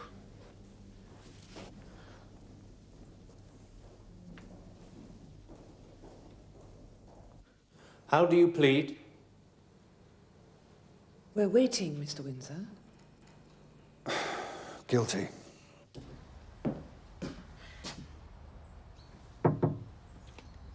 Oh, hi. Aren't you supposed to be at school? Well, this is an official visit. Well, sort of. What do you mean? Scott. What now? No, it's all right. I was just wondering how he and the girls were feeling. About Vic being in court, I mean. Oh, well, they're worried. We all are. And I can't even think straight. What with this and on top of everything else, I just... You're all right. No, not really.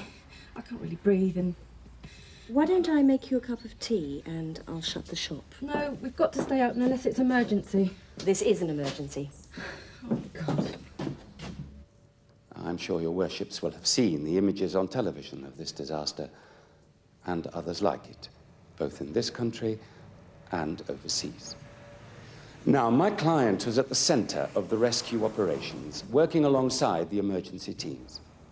And along with other members of the village, he labored for many hours, without rest, to try and help his fellow human beings. They wouldn't put him away, would they? I shouldn't think so. That plane, God, it could have been any of us. I hear them going over now. It just scares me rigid. Me too. Really? You always looked so in charge. Do I? How are the kids? All right. On the surface. Scott's been having a hard time. It seems to have affected him worse. Well, don't worry. His form tutor's keeping an eye on him. He'll notice any unusual behaviour. It's hard to know what's caused by the crash and what's just normal adolescence. Tries it on a bit, does he? Has been known. Victor's sucker for him, you know, being his stepdad. I didn't know that. Didn't Bernard tell you? Bernard? And break the rules of patient confidentiality? Not likely. Well, wow. Come on, Vic. Ring me. So on the night in question, when he saw these men, whom he considered to be no better than human vultures, picking over the site of the crash without any thought for the hundreds of poor souls who'd perished there, the enormous pressures of those preceding weeks simply boiled to the surface. An erstwhile peaceful man felt pure disgust that men could stoop so low. And in the heat of the moment, as he now accepts, acted wrongly. But I believe understandably, to teach them a lesson. Now, in the cold light of day, Mr. Windsor deeply regrets his actions. But given the facts, which of us, in similar circumstances, would not have felt similar emotions? And maybe, have been tempted to do the same. One last thing, Your Worships. So strongly do I feel that Mr. Windsor is morally right, I have taken no fee for representing him. Thank you. You must feel very strongly indeed, Mr. Bishop. You have given us a lot to think about.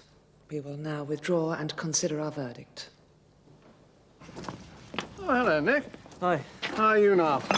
Oh, much better, thanks. Good. I just thought I'd take advantage of these quiet weeks to get a few jobs done You know, the tourists will be on us at any moment now. I hear you're having an official reopening soon. Yes, Thursday, I think. You're coming, I hope? Oh, yeah. Better that than the poor man's Chippendales. What? Oh, have you not heard? Dr. Slim Whiteley's booked some male stripper group to appear at the sports bar on the same night. No, I hadn't heard.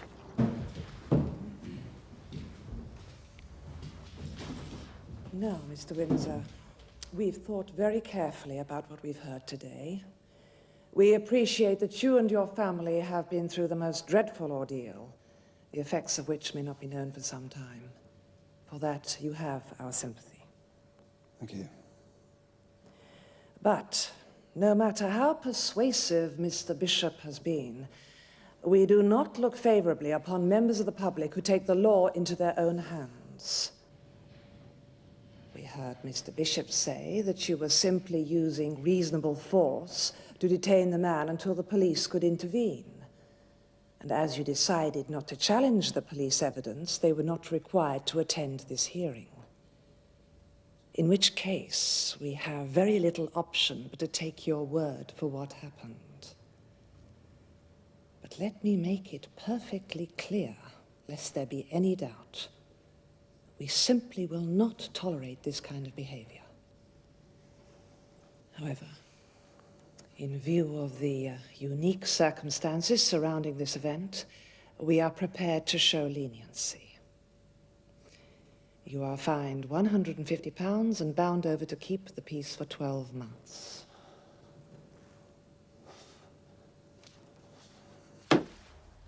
We wondered if you'd got a minute to talk about this business with Donna and the tractor.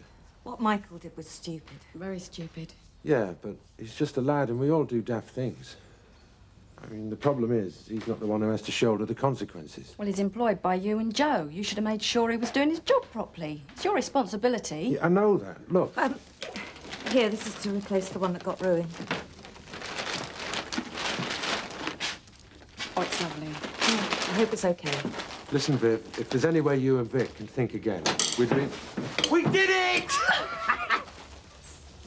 He got off. Yeah. Not exactly. He was fined and he's got to pay costs. Oh, a few quid. £150 fine, £70 costs, and he was bound over to keep the peace. Yeah, but I mean, that's neither here nor there, is it? Well, yes, it is. It means that from now on, you've got to keep out of trouble, if not. Yeah, I will, I promise. Here, let's have a bottle of champagne. Now, Vic, later. No, not for me either. I've got to get on. Yeah, Right. Dermot, thanks again, mate. He was really brilliant, Vic. Yeah, well, just remember in the future, keep your nose clean. I will. Frank, she has got to be stopped. What can I do? Tell her she can't have male strippers at her bar. Sorry, it's her show. If she's decided that's the best way to bring the customers in... Frank, it is so tacky. It's also business. Well, there are limits. And what are you trying to do to poor old Seth? Giving him a job, Alan. Making up for the one that you took away. As a circus performer? It's still a job. It's a bit early for you two. Well, this is business. When's the next meeting of the appeal committee? This week. Why, have you got something you want to raise? Well, we need some money. I mean, what with the upkeep of Ma's place and the cost of everything else that's happened, you know, we're facing real hardship. We will give it every consideration, Jack. Be a good idea if you came along and explained exactly what the problems are. This place looks better than it did a few weeks ago. Well, it could hardly look worse. I'm just hoping it's going to be a success. I'm facing a lot of competition right now. He's talking about Lynn Whiteley. Now what's she done? She's only planning to put on a male strippers do at her bar on the very night that I reopen. Oh, dear. And she's doing everything she can, quite deliberately, to ruin things for me here. Male strippers, eh? Oh, no threat to this place. I know where we'll be, eh, love? But what if the tourists find Lynn's bar more of an attraction? Good riddance to them, I say. Oh, yeah, and who's going to visit the Heritage Farm? Well, as long as I don't have to drink with them. But I need them, Jack. I've sunk every last penny I've got into this place. If it doesn't work now, I'm done for. I hope you understand that. I'm finished.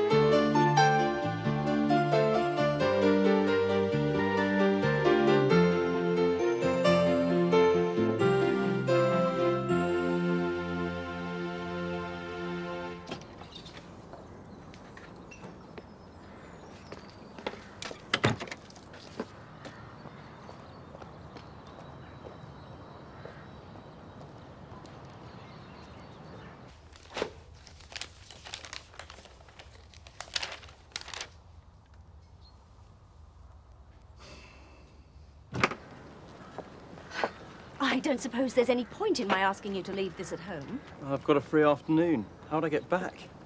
District line doesn't come out this far. Well, all right, but it is not a free afternoon, Luke. It's study leave, so make sure you do some. Yeah. Darling, you won't be late tonight, will you? Tonight? The committee meeting? No, oh, you don't need me. Of course we do. We need someone to take the minutes. I thought we said that we weren't going to let him use that bike anymore for school. Have you seen the Houghton Courier? Horrible sight first thing in the morning. That's an old photograph, isn't it? He doesn't even have a moustache. Looks like a boiled egg. Oh, listen to this. Local auctioneer and antiques dealer Eric Pollard, whose wife Elizabeth perished in the recent air crash, recently unveiled a bench commemorating her memory in the churchyard at Beckendale. Going to Sheffield today? No, I don't think so. Neither Chris nor I enjoyed the experience. Why? What's wrong? The last time I saw him, he accused me of running his life. Said I could really push him around now. In a wheelchair. Oh, no. It was Michael's fault. Moment's recklessness, that's all. And Joe's determined not to let him forget. Well, it could have been serious. Donna was very lucky.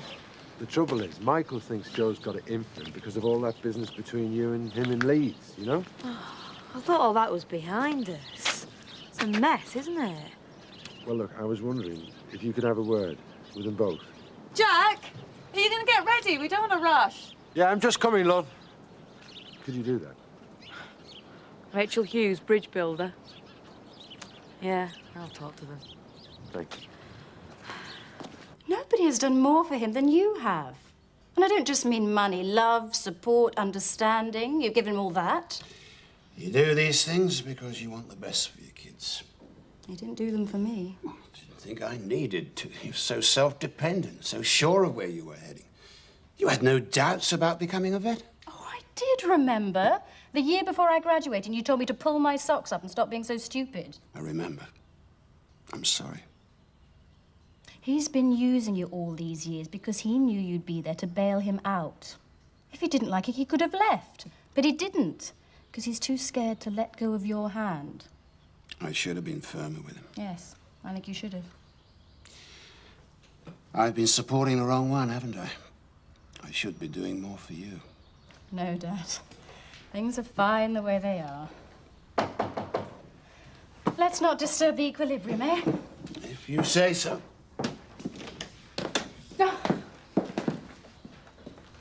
I knew that would happen. As soon as I put this silly stuff on, I knew I'd be naught but a laughing stock. Zoe, what'd you have to do that for? Seth?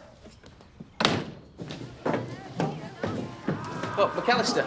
Yeah. Is that your sister at 5th? Jessica? Yeah, why? She's a bit of our age, ain't she? Keep your eyes up. Besides, she's in love with this geek called Danny. He's at university. University types. They eat for breakfast. Trouble with Fowler? Biff? No, he's no problem. In fact, he's all right. Quite like him. What are you doing? Mr. Young from Catterick is coming over for it. This is a shop, not a scrapyard. And this is 50 quid. I've just been fined, remember? Okay, if you'd just like to take a seat, please. You don't have to wait. Of course I do. It's silly, I could be ages. Go and see your mum while we're here. Are you sure? Yeah, go on. I'll be all right. Well, all right.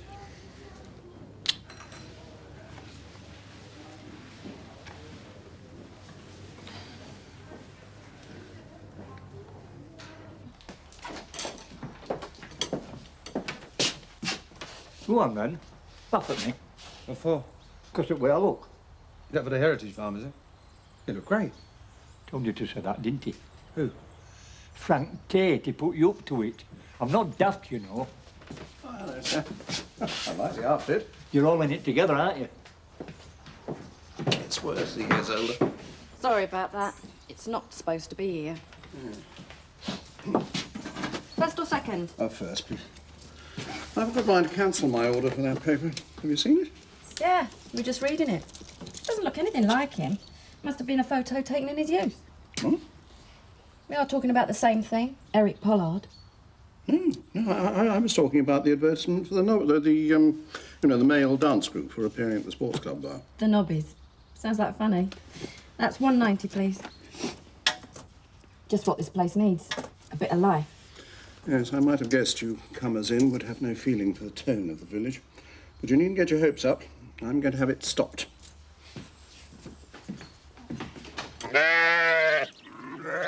That one's due in about a fortnight, all going well. Mind you, the way things are happening around here. Yeah, it's a pity about Donna's accident. Pity? It's downright stupid. Michael's been on farms all his life. He knows there's things you do and things you don't do. And one thing you don't do is let a kid ride in a tractor with you. On top of all that, we've got 2 legal suits. Sarah's been called as a witness against me. I mean, it's as if she hasn't got enough on her plate. It's a real mess, isn't it? It certainly is. And it's all Michael's making. I tell you, if it wasn't for Jack, I'd have kicked him out.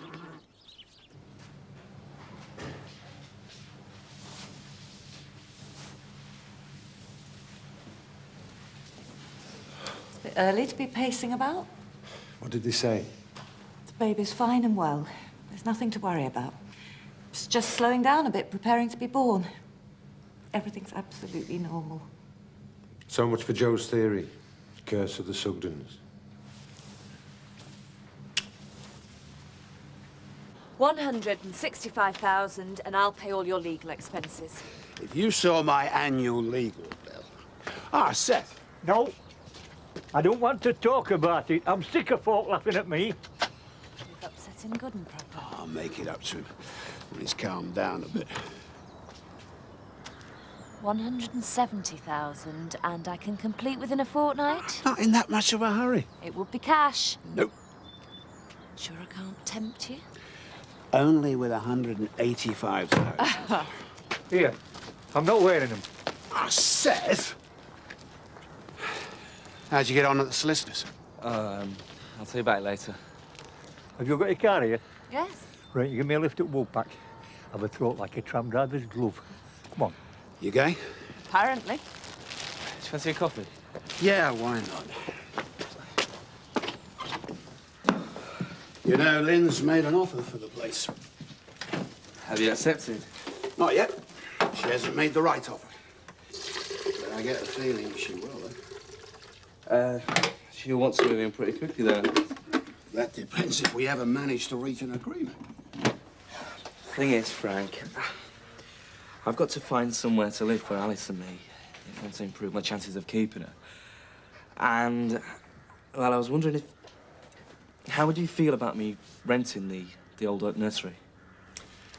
Well, I'll have to talk to Kim first. We got 1 or 2 ideas for that place. Let me get back to you on it. What did the solicitor say? Said that it's going to be at least 3 months before it gets to court. And until then, just carry on as normal. Ah, that's good, isn't it? Is it? Well, give you a chance to get your case together. Yeah. Gives Elsa more chance too, doesn't it?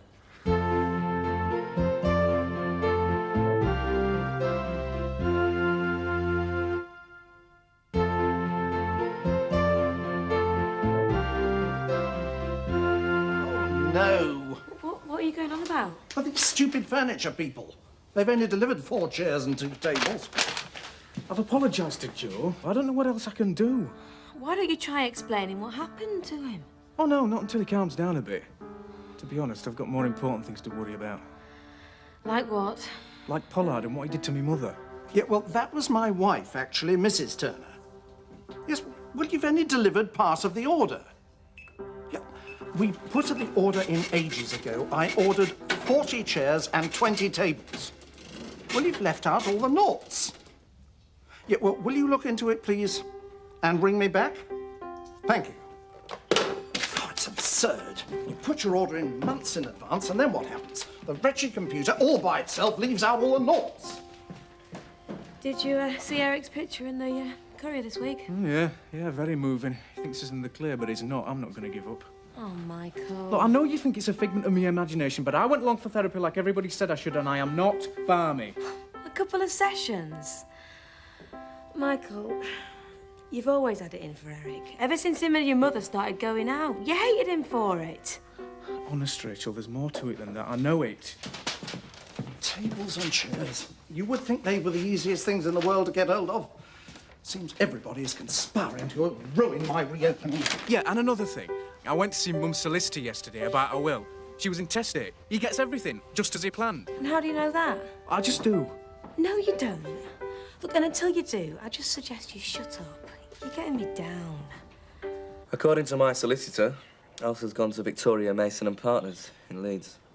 I know them. Oh, well, I thought they were for women only. They are. Kim used them for the divorce. I used to dread their letters dropping on the doormat. Tough lot. This isn't about whether a man or a woman should just bring up a child. It's about whether who's best suited, me or Elsa. Nature versus nurture, really. She walked out on Alice over 2 years ago. Said she wasn't capable of looking after her. That I was the best person to do that. People change, Nick. So do their views. You have to take that into account. A lawyer certainly will. I was the best person then, Frank, and I'm still the best person now. And I'm going to fight Elsa every inch of the way to prove it. If he doesn't get the right care now, in later life... Oh. Listen, I've had a word with the therapist. Now, she assures me that whatever Scott says during the sessions, no matter what, it goes no further. Are you sure? Absolutely. And you got my word on that as well. Little by little, we're all on the mend. It would be better if he continued with his therapy. Yeah, I suppose so.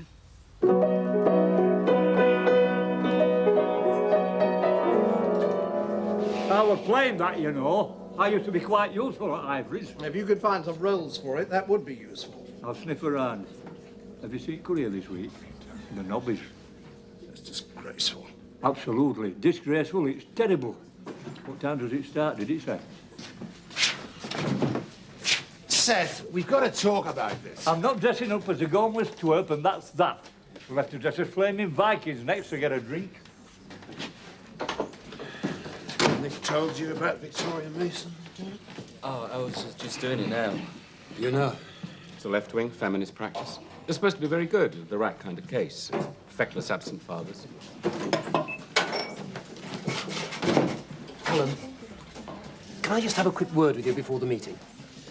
What would you say to Dermot being on the committee? I'd be delighted, but there isn't room for him, is there? Yeah, well, there might be. They've done some fine work for their clients. Difficult rape cases, harassment in the workplace. They're high profile, and they're very political. They'll want to make some points of principle out of a case like this. Like what? Woman's right to bring up her own child. Great. Best you know what you're up against, Nick. Well, I do think we should wait and see if Councillor Jones and Miss Forsyth do turn up first. Yes, well, obviously. But if they don't, I think we should boot them off and elect Dermot instead. Now, I've spoken to Frank, and he's all for it. Oh, well, in that case... Yes, I think we ought to get going. There's a big agenda to get through, and I've got a very important point that I wish to raise. I wonder what that can be. They're late. Sorry. Are you sure it'll be all right for me to sit in here until they get to my item? Of course. Only I know how touchy people can get when they're on committees. We had one once to try and get the village twinned. That's a good idea. What happened? Well, they couldn't even work out who was going to be on the committee. Oh. Oh, that sounds like them now. Couldn't tear themselves away from the bar, no doubt. We were just about to send out a search party. Sorry, darling, you know how it is. No sign of Councillor Jones or Miss Forsyth, then? Weren't they in the pub? No, they weren't. Right, can I call the meeting to order? So... Would you like me to read the minutes of the last meeting? Oh, I think we'll take them as read, shall we? Any objections? No. No. Right, and apologies for absence, there are none. Which brings me to the point of Councillor Jones and Miss Forsyth. They seem to have lost interest in us as quickly as the media. So I say let's get rid of them. And let's vote somebody onto the committee who has actually got an interest in the village. Mr. Chairman, a point of order. Is it right to discuss this with Jack in the room? Oh, no, I don't think that's any problem, Alan. Darling, have you got everybody that's here? Yeah, I'm just doing it. Lynn Whiteley, Dermot Bishop. As an advisor. Right, let's get on. Right. I propose we sack Councillor Jones and Miss Forsyth from the committee. All in favour? Alan? Well, I'm not sure that we can. I think as a local advisory committee, all we can do is advise the trustees. Yes, but it's unlikely they'd go against your recommendations. After all, you are the people on the spot. Right, all in favour? Well, this hasn't been seconded. Too fast. You say, can't we do away with all this bureaucracy? Yeah, no, Frank, no, it's important that we do things properly. Yes, Frank, at some point in the future, these minutes may be called into public account. He's right, actually. I will second it, and I agree with it. Everybody? Alan?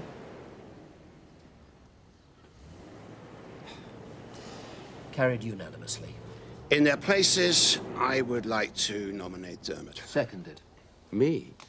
I think he's more than proved his commitment for doing what's best for this community, and after the way he volunteered his services, completely gratis, to help Vic Windsor, well, I say we elect him. Hang on. We should do this properly, without Dermot in the room. Sorry, Dermot. I don't think that's necessary. No, I'm happy. There has been some previous discussion, Lynn. Without me? Fred, sir? Well, what do you say? Well, if you're sure that I'm right for the job. We're sure. In that case, I accept. Right. Well, shall we move on to the first item in the agenda proper? So much for doing things properly. It's trouble. Doesn't do anything. Have you seen this? Eric Pollard plastered all up Korea. Yeah, horrible, isn't it? Must be 8 years old. It's not got a moustache. He looks like a peeled orange. It does, doesn't it? The third item is a vote of thanks to Eric Pollard for the Elizabeth Pollard Memorial Bench. But perhaps we'd better take Mr. Sugden now, as he has been waiting.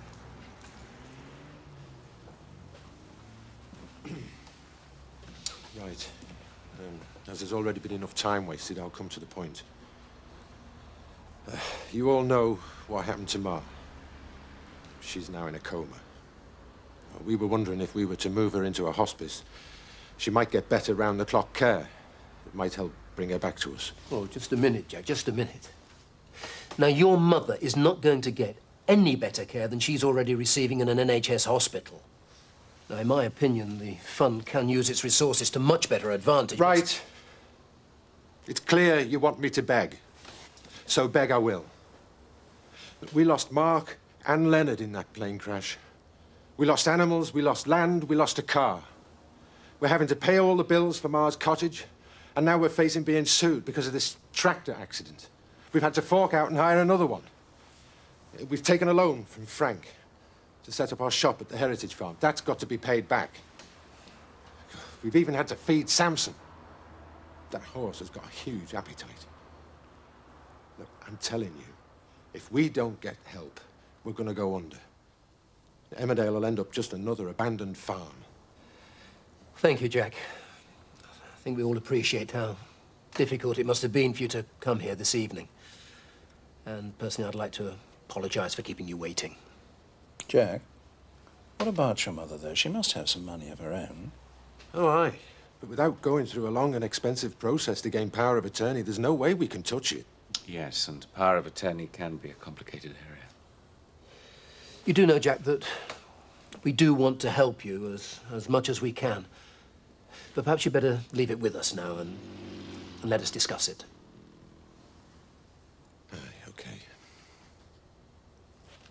Thanks.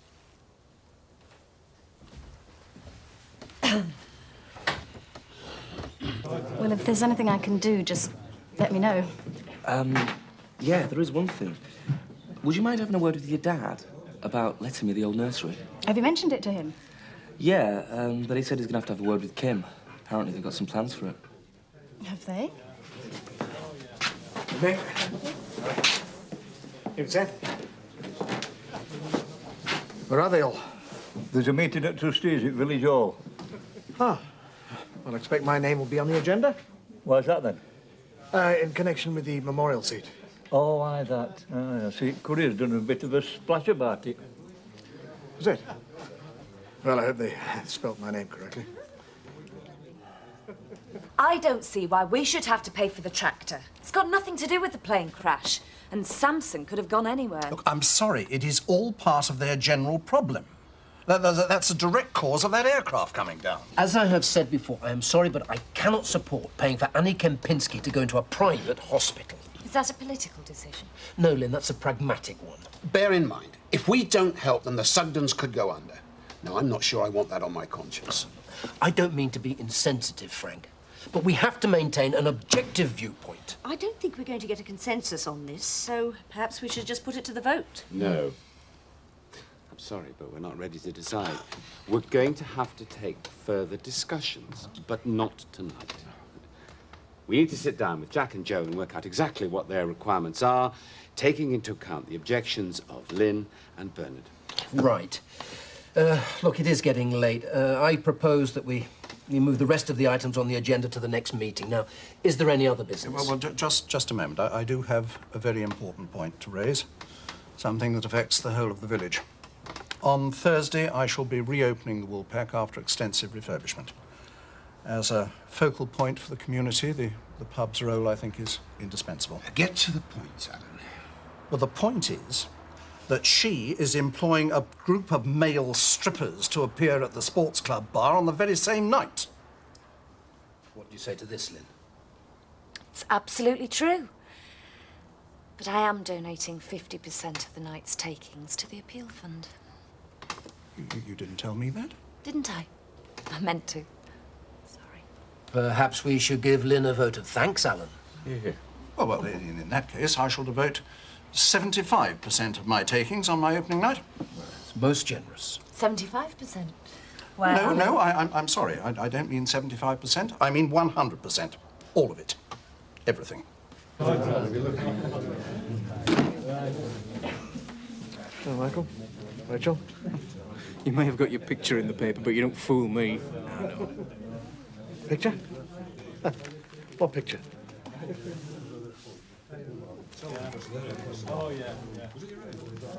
This was taken before. Where did they get this from? I gave it him. Idiot!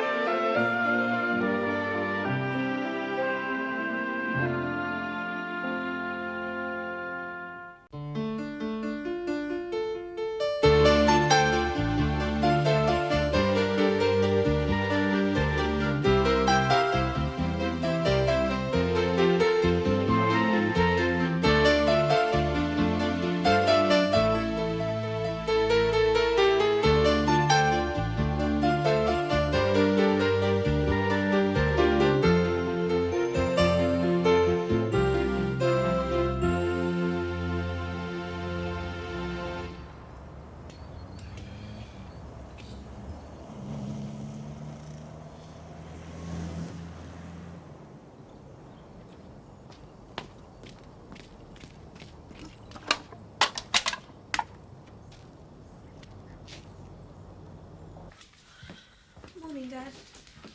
Morning.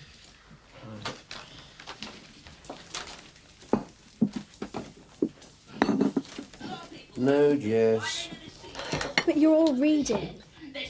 Well, then you read. If you want to watch television, go in the sitting room. Can I take my breakfast in there, then? No, I'm in the middle of cleaning it. You're only cleaning up because you're going to interview cleaners. Exactly. How terribly middle class. Thank you. Just imagine when you and Danny are married, Jess. You'll be able to eat in your sitting room, watch breakfast TV and play with your Cindy dollies at the same time. Just shut up, will you? Do they get breakfast TV in Scotland? Yes, of course they do. That is where you're going to live, isn't it? Aberdeen? Oh, Mum, will you just tell him to shut up? Oh, we should both shut up. Like 5 minutes peace and quiet before I start work. You're all going to have to turn out in 5 minutes anyway. How come you're off today? Because your father has delegated the task of finding a daily to me. I don't know why you don't just pay me to do it. Because we've all seen your room. At least my room isn't full of empty lager cans. Hi.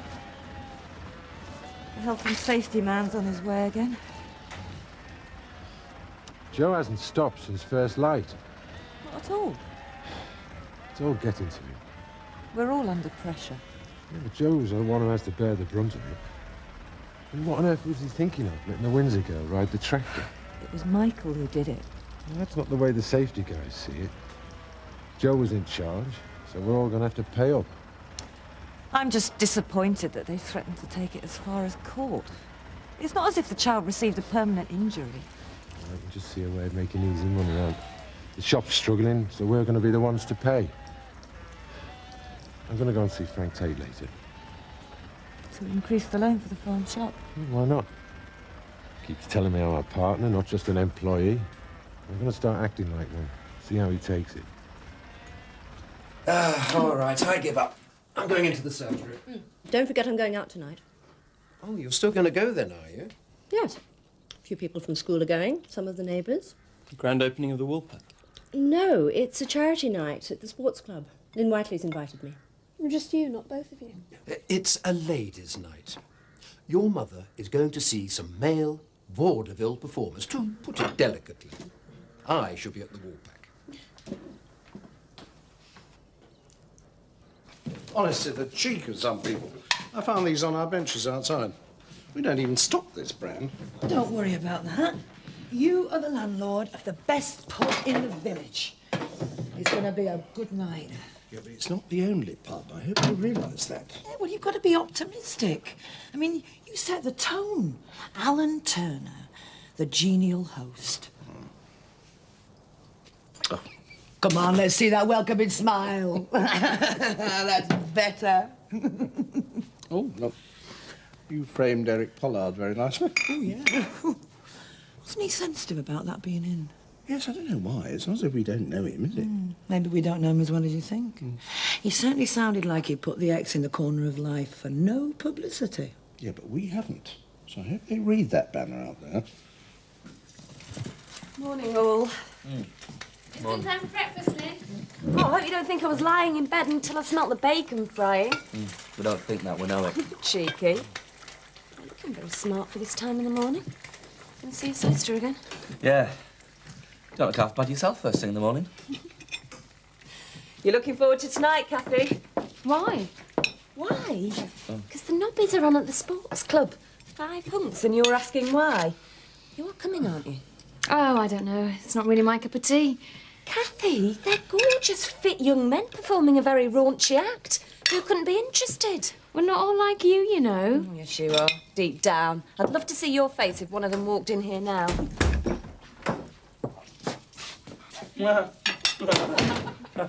What's up? Oh, nothing, Seth. It's just perfect timing.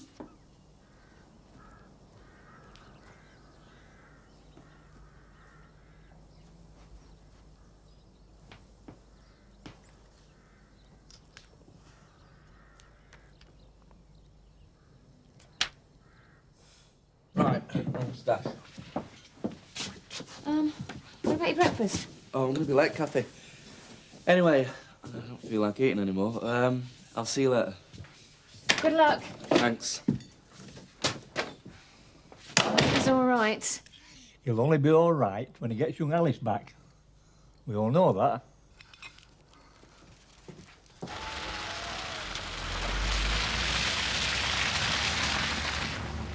Smiling assassin. They're going to prosecutors. Ah, they always do. Kids riding in tractors are a #1 no-no. Just couldn't have come at a worse time, could it? We'll manage. Just thank God she wasn't seriously injured. How much do you think the fine will be? That was the last thing I asked him. He said he didn't speculate about things like that. Sarah, I once told you that life with me would never be a bed of roses. Thanks. How long do you envisage staying with your sister, Mr. Bates? Well, I'm looking for a place of my own at the moment. Frank Tate, My boss, he's got some rooms. I'm hoping to move into them. We'll all have to move soon anyway, because it's just selling up. All? How many people live at the cottage? Well, there's me, my sister, Lynn, her son Peter, and Seth, a friend of ours. How big is the cottage? Well, it's just about big enough. And is there nowhere else for these people to live? Not short term, no. You see, we all lost our homes in a plane crash. Poor old Seth had to go live in the gamekeeper's hut in the woods. And is he a gamekeeper? Not anymore. There's not much happening. He's going to go work at the heritage farm when it's up and running. So, do you think sharing a house with others will go against me? Although I think the court will take an understanding view because of the circumstances, it could give an impression of a transient lifestyle. However, it'll be the long-term future that they'll be concerned with. So what happens next? Well, we put in our papers giving your side of things. The court will want a social worker's report about things, past, present and future prospects. I've got to sort out a place of my own as soon as possible. Good. And I'll try and delay the social worker making a report for as long as possible. So what do you think the chances are then, Mr. Spaulding? Well, with the law, Mr. Bates, it's best not to speculate, but we'll be doing our best.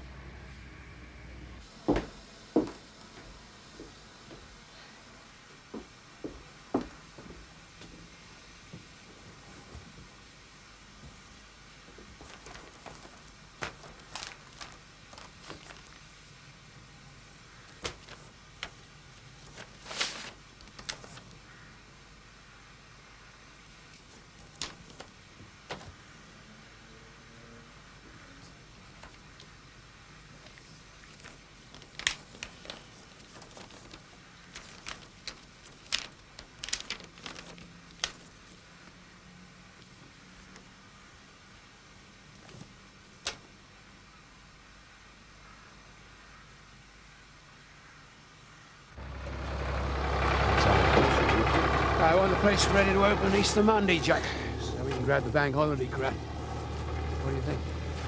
It depends what you want. I mean, what exactly is a heritage farm? Whatever we want it to be. I want to get as much old farming machinery as possible. Kids' corner where they can feed animals, having bought the feed from your shop. Maybe some special breeds, pony rides, souvenirs. People like Seth in old traditional costumes. What are you going to call it? Tateland? How do you mean? Well, Walt Disney had Disneyland. Frank Tate, Tateland. Well, what do you think? Can you see any problems? Well, what about planning permission? You might not get that through in time. Shouldn't be a problem. It's not going to be a huge project, Jack. We're not actually changing the use of the site. Locals shouldn't object. Anyway, you're a local. Do you object? Well, I'm supposed to be a partner, aren't I? I suppose about it, Jack. You are a partner. That shop is a key element in the project. Good. Well, I'm glad you said that, because I'm worried about Don't worry about customers. I'm going to raise the whole profile of the holiday village. Get some local advertising, that sort of thing.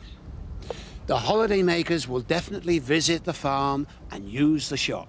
No worries, Jack. Look, I appreciate what you're saying, Frank. It's just that the cash flow situation at the moment... Oh, sorry, Jack. Hello?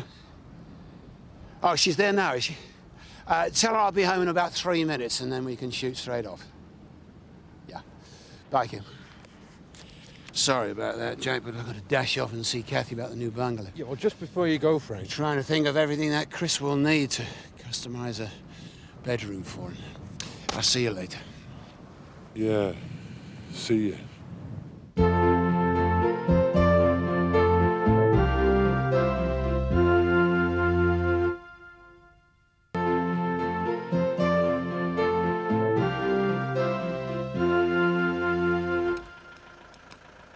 I know it doesn't look very big at this stage, but believe me, it's adequate. Foundations can be very misleading. I'm sure it'll be fine. But will you? How do you mean? Kathy, we can build the best equipped bungalow that any disabled person could hope for, but the bottom line is still you and Chris, isn't it? I've said I'll look after him, and I mean it. I believe you. I know you do your best for him, but why are you doing it? I like things to be up front, Kathy. And believe me, I want to do what's best for you, as well as Chris. What are you getting at, Frank? Only for the accident, you would have left Chris, wouldn't you? No. I'm not blaming you or judging you in any way. I can imagine what you're going through. I just want to help. I don't want to know about the other person. I just want to know what you want in the future. Best all round if you tell me now, rather than up and leave it. Do you think I am someone to make his breakfast one morning and then run off? No, of course not. Well, why are you saying it then? Probably because I've been selfish. I thought if I could make life comfortable with a new home, you'd both be happy. And my responsibilities would be lifted. I want to ask you a big favour, Kath. Will you give him time to adjust before you do leave him? I can't leave him, can I? Not now, not ever. He's my husband and that's that. It's a terrible thing to say, Frank, but you could be building my prison here. How's the search for a daily going? It isn't. I got sidetracked by this. I think she's seriously thinking of moving to Scotland. It's only a college prospectus. You've been listening to too much Luke. I found that first, and then I found this letter from Danny. Oh, darling. Looking at a college prospectus is one thing, but I don't think we should be reading her private mail. It says he's been trying to sort out accommodation for them and is confident of finding somewhere. Living together? This has got to be stopped before it goes any further. Let them get engaged. Let it run its course. They'll drift apart eventually, do nothing. Now look where it's got us. I never encouraged her. I merely tried to get over to you that if you said she couldn't see a 10-foot Martian, she'd go looking for one. It says here that he's looking for a part-time job and that it shouldn't be a problem. What are we going to do? Confront her. This is not going to happen. How can we confront her when we're not supposed to know what's going on? I can't tell her I've been searching her room. That'll only make it worse. You shouldn't have been so lenient with her over this nonsense. First real boyfriend and she thinks she's engaged. It's ridiculous. There is no point in getting on to me. We have to present a united front. If we'd have presented a united front at the beginning, it wouldn't have got this far. Or would they have run away to Gretna Green weeks ago? Well, we've got to find some way of approaching this. After you've put that back where you found it. Maybe we should talk it over with Luke. Isn't that just a little bit like asking Saddam Hussein for advice about how to get on with your neighbours?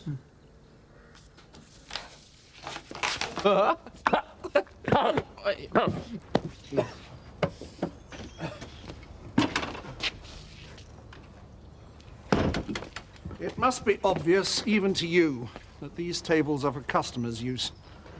To consume drinks bought at this pub. Where'd you get these cans? The offie. The offie? Oh, well, wherever it wasn't from me. And as these are my tables, I'll thank you not to use them again. Now get off my forecourt and don't come back.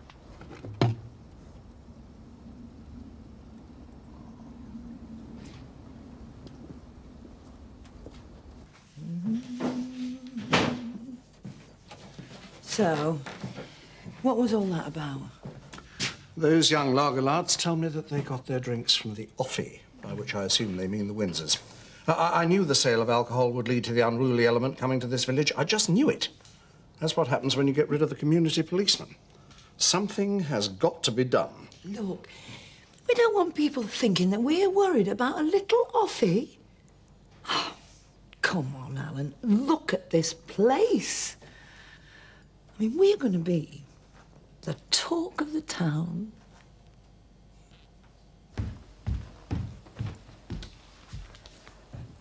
You know, it's all right for Frank Tate to say everything's going to be fine and dandy once the heritage farm's up and running. Words come easy.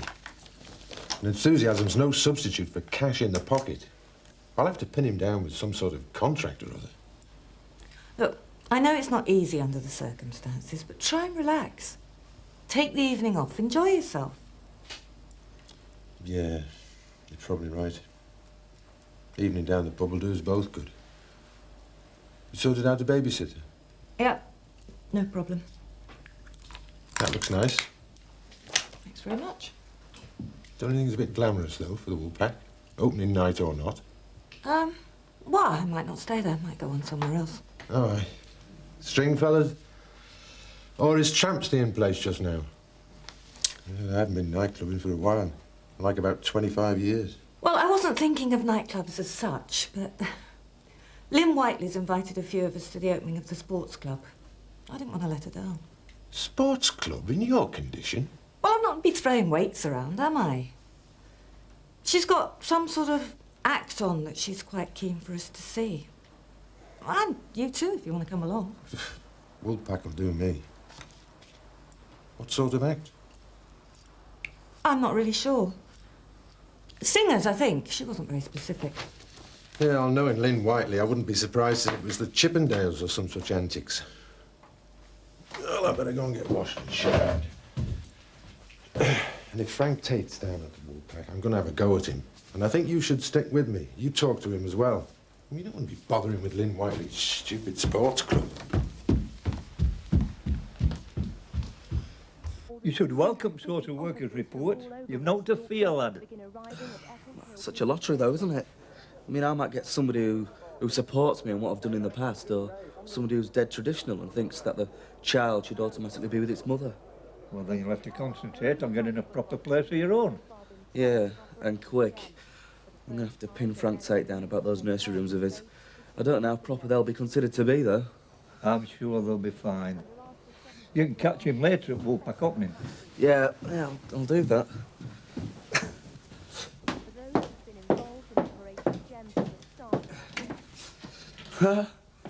You've gone a bit over the top, haven't you? I just thought I'd cheer myself up. Do you think I should wear something a bit less stressy then? Don't change a thing, love. You look a treat. You're making a happy man feel very old.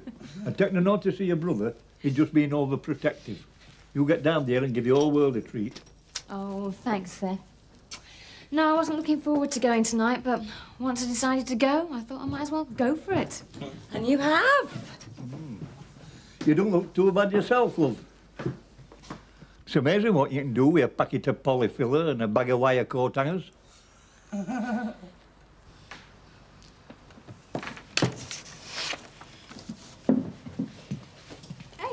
where are you going? Oh, I've finished. I'm just going to my room. Well, just hang on a minute. I want to see what you've done. Oh, no, don't look at that. It's only some daft poetry we had to make up. Let me read it. I want to. Give us it, Mum. No, don't be daft. Please don't. Be all right.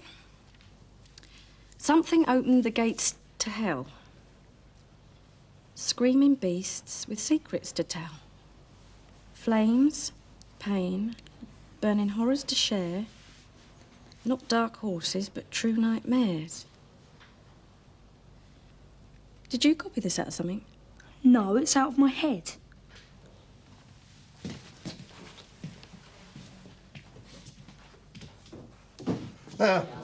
This just goes to show that the traditional British pub is alive and well and thriving in this village. Why should he be so upset about an old photograph appearing in the paper? Search me. There's a lot more to Eric Pollard than meets the eye. You ready then, Kathy? What, so early? Oh, we only said we'd wish the new Woolpack well and then get down to the real night out. The nobbies are waiters. Nobbies? So you're really going, are you? I don't want them to think I'm being snobbish. I'll go just for the experience.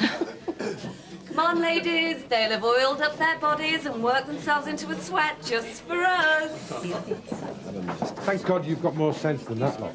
Thanks, Jack, but I don't want them thinking I'm a wet blanket or anything. Sarah, I won't let you go. You must be joking. You wouldn't think it was 1994, would you? People behaving like ancient Romans in the Circus Maximus. Frank, have you had any more thoughts on the nursery? It's just, I'm under a lot of pressure. I'm sorry, Nick. I haven't had time to work out the rent yet. It's just out of that. So I can definitely move in then? Sure. As long as we're both happy with the financial arrangement. Right, it's just down to us then, Seth. Ah, well, I've got to be on my way and all. Oh, you're not going to see the nobbies, are you? No, I've got a bit of business on. Ah, aftershave. You're going to see the old Widow Eggleton, are you, sir? A gentleman never tells. Next round's on me, lads. We'd really have to wait for a bit.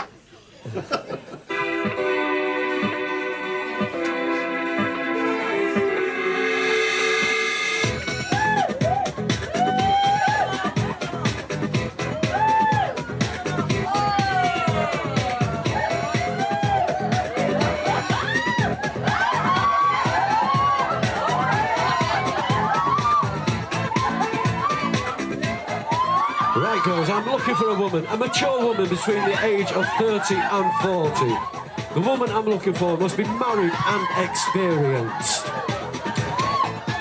I need a woman who knows what a man needs. Most men go through brunettes, but tonight, girls, I'm going to go for a blonde. This blonde girl must be experienced, mature, and also a Capricorn. It's amazing, but I actually fit the criteria. Oh, it's her! She's here! She fits it all! That's my woman tonight. Here's one I had earlier.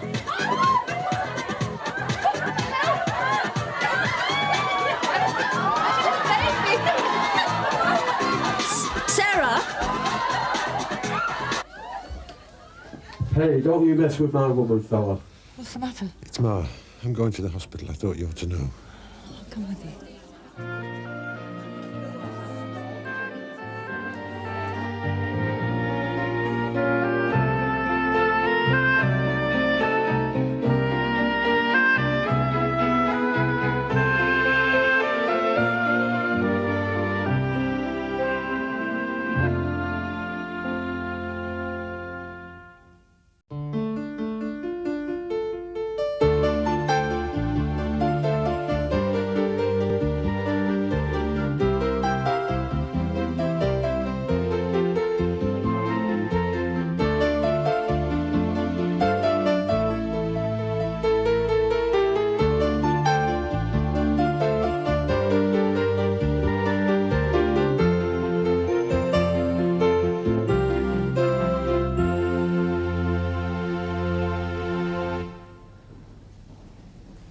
Joe? Oh, no. Why don't you go home? You must be dead on your feet after all the work you've done this week. No. Just wait a while longer. See if they let us see her.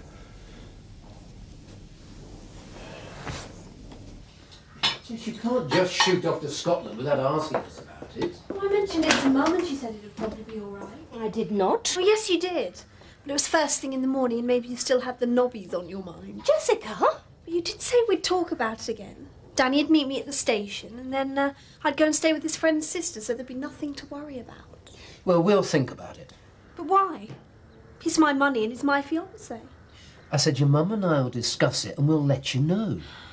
You are our responsibility, Jess, and in turn you must act responsibly. My mum did at the sports club. I think this is a membership for the Nobbies fan club. That's from your gran, and I wish I'd never told you about being hijacked onto that stage. I just wish I hadn't gone to see them anyway. The Nobbies. All right, maybe it was a mistake. But if I hadn't gone, I wouldn't have known how bad it was, would I? There must be some sort of logic in that statement.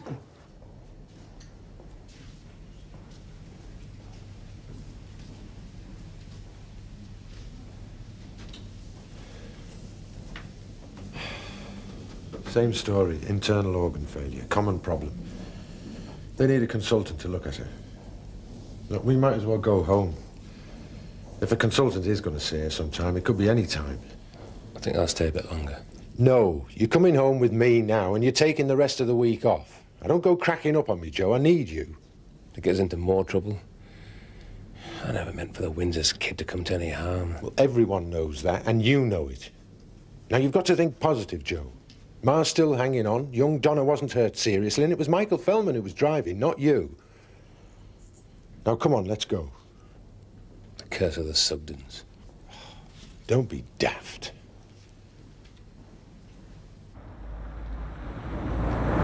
Thanks, Tom.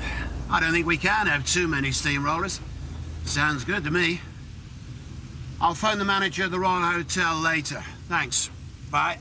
Can I phone the printers now? Sure, just one more call. Frank? All right. I'll do it later. Could you make a few notes for me before you do?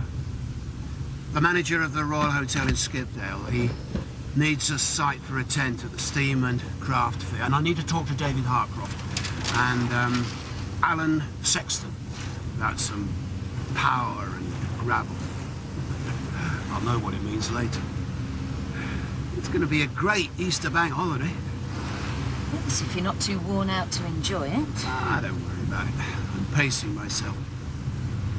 How are things doing on your side? I'll need to go through some brochures and artwork with you. I'm really busy today. It's as important as the Steam Fair. All right, why don't we combine it with an early evening dinner at the bridge? We'll meet at the Woolpack. Right. 6 o'clock, okay? Yeah, I'll be there. Thanks. Now, why would she want to go and see a bunch of kids prancing about when she's got me? They weren't kids. They were big, fit men. And I do mean fit. Ask Anne Harry McAllister. She got a very close look at them. Was she there? There. She was up on stage with them. We practically had to drag her off one of them. She was wild. I can't believe it. Well, you know what these so-called prim and proper people are like when they're out? I mean, just look at me.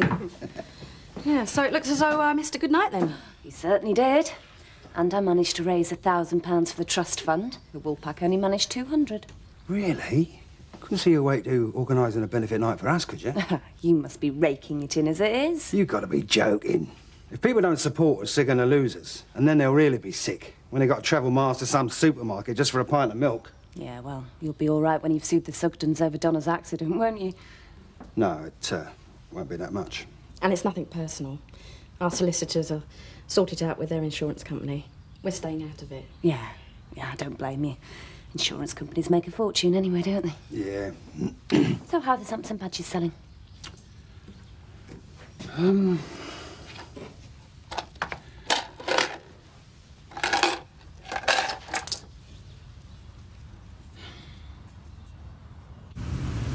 So, how's Kathy coping at the stables? I think it's good for her.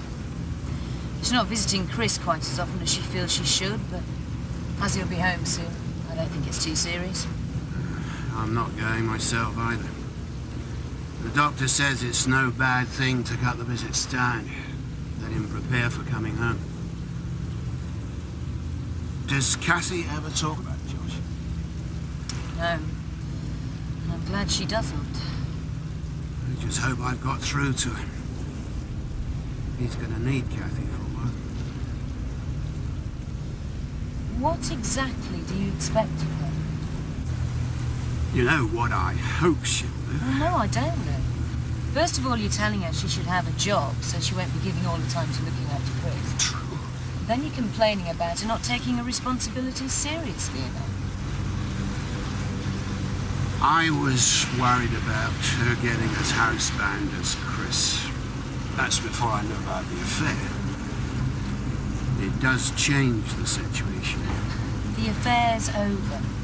She said she'd stick by Chris, and I believe her. I don't think so. She's young, attractive. There's going to come a time when she'll want to have kids. And where does Chris fit into that little scenario? Has she ever mentioned that she wants to have kids? No, but it's only natural. Is it? Not everybody does. Why worry about it if it might not happen?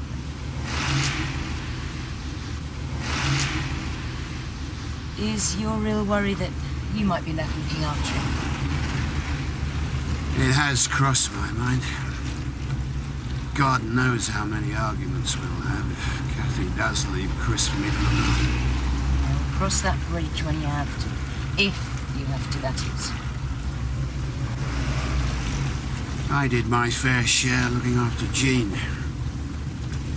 I stuck by her. Yeah, because you had me to help. And sleep with. Don't turn your back on him, Joe. It's what my mother probably did. Don't, Michael. The lad is off his head. How can you live with yourself, eh? How can you walk down the street as if you've got a clear conscience? Well, you're a fine one to talk. The mess you've left me in. For goodness sake, Joe, not in here. You should have told her she couldn't ride on that tractor. It's your fault as much as it is mine. Michael, that's enough. Come on. I'm sorry, Jeremy. That is a sample of what I have to put up with all the time. Yeah, but maybe I shouldn't have snapped at him. It's just I'm under so much pressure at the moment. Buy a pint. Yeah, why not? Pint, please. Afternoon. And Scotch, please. Do you hear about Lynn Whiteley's contribution to the disaster fund, Alan? No, and personally, I'd rather people didn't make a fuss about the fact that I donated £200. She gave 1,000. 1,000?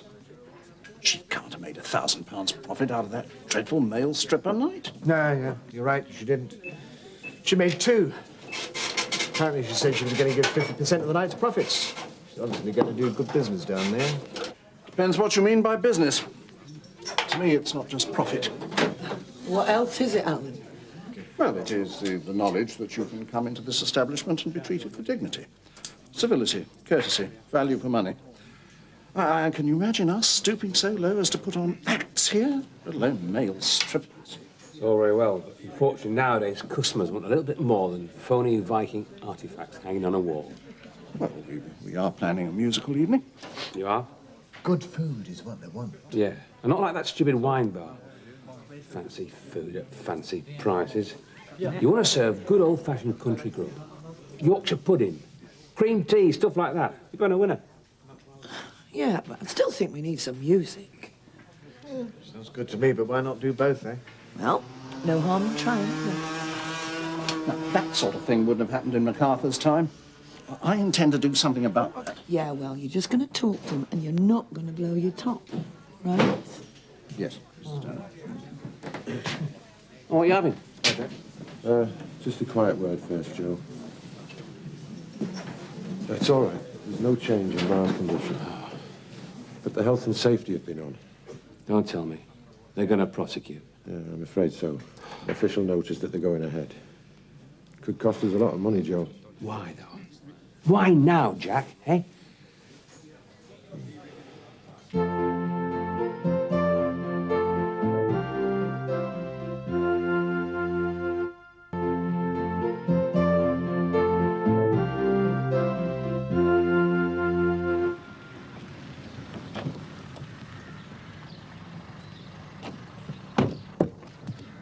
You're home early? Yes, I thought I'd catch you before your rounds. I just can't get Jessica out of my mind. You tell me about it. One of us has got to sit her down and sort things out. Without her thinking I searched her room. Why don't you have a woman-to-woman talk with her? Oh, yes. Why not a father and daughter chat? Because I don't think I could control my temper. It's not easy to come to terms with the fact that your daughter's supposed to be engaged and has got a collection of Barbie dolls. It's Cindy, not Barbie. Why don't you sit her down and go through the practicalities with her? Why don't we both? Whoever. Let's just agree with what they are. Apart from the fact I wouldn't let her go and I'd kill Danny before I let him set foot in church to marry her. They don't want a church wedding. Anna, what we've got to do is create some sort of diversion. Get her involved in lots of activities. Take her mind off him. Yes. Something we could do as a family. Such as? Horse riding? Well, we are in the middle of the country. Well, you think of something then. Well, perhaps you're right. As a start, it's not a bad idea. How about £50 a week, Rep? Yeah, soon as you like. Okay. See you, Nick. Seems reasonable. Can he afford it? Yeah, I'll knock it off his wages. My hope is tax. Got enough to worry about with his custody battle over Alice. You're just a big softy. I thought I told you I want the marquee the other side of the hill. You can't understand a simple instruction, then find someone who can. Not so soft. My hero. You almost said husband, then. I didn't. You did. Marry me and have our way. Aren't you busy enough at the moment? You know what they say? If you want anything doing, ask a busy man. Who should be on his way to meet the manager of the Royal Hotel? You can take this as a formal proposal. You make it sound like an item of the agenda. I'll see you later at the Woolpack. You are the top of my agenda. But I do have to go. Bye. Bye.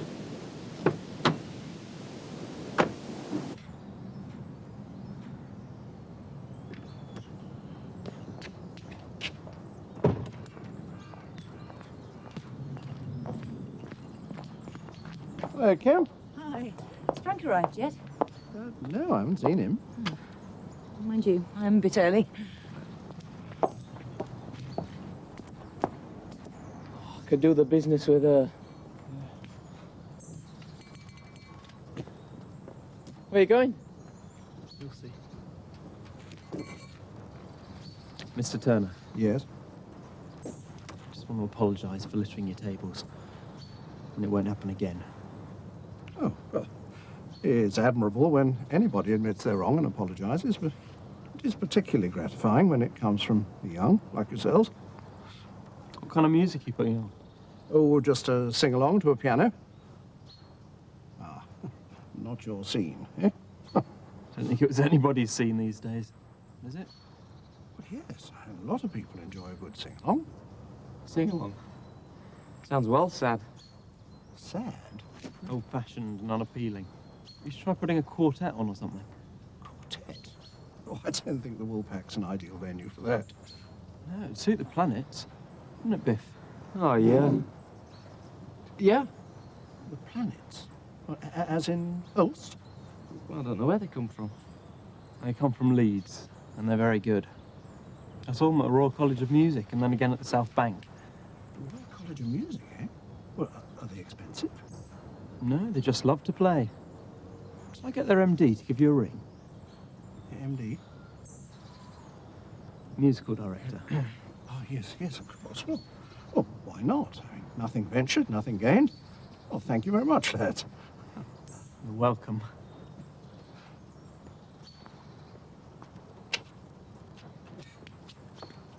I could do the business with her as well. You're sick. Yeah, what about you? Excuse me, do you happen to know where Eric Pollard lives, please? Sorry, no. You're best place to try over there at the post office. Thanks.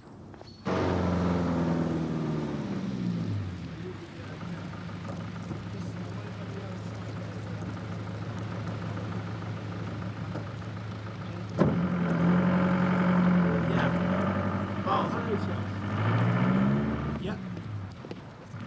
Well, I don't know. Sometime tomorrow. Okay. Right.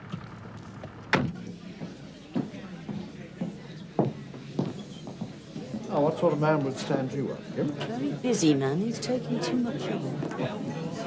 With orange juice.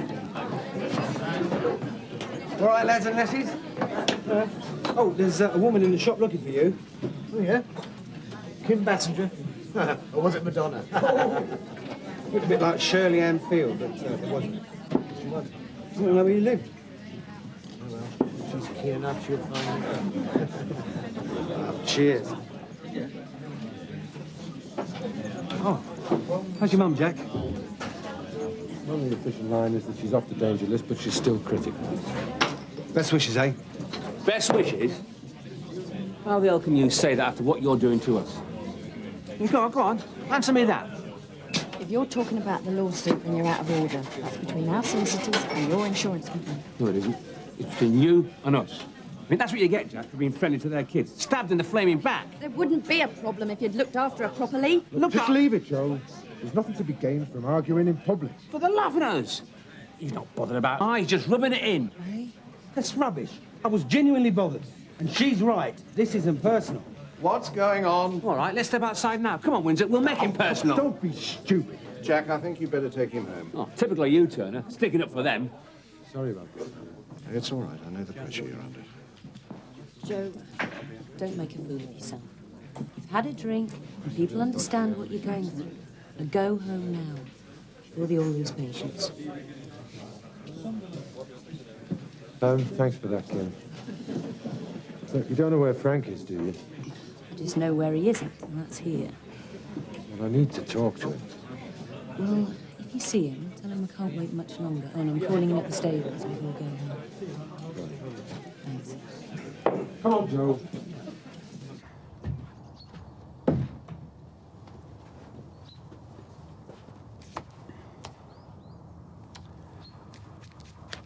Tired? Yeah, it's been a long day. My phone battery's as flat as I am. Can I use yours? Ah, it's out. The plumber cut through a cable or something this morning. Workman, eh? Oh, don't remind me, I've had them all day. Anyway, how are you? Fine. Can I get you a drink? Yes, a cup of tea. Sure you wouldn't like anything stronger? No, I can't think of anything I'd like better at the moment. All right. Look, I know you're busy, but have you got time to talk to me about buying the cottage? Yeah, sure. Then I'm finished for the day.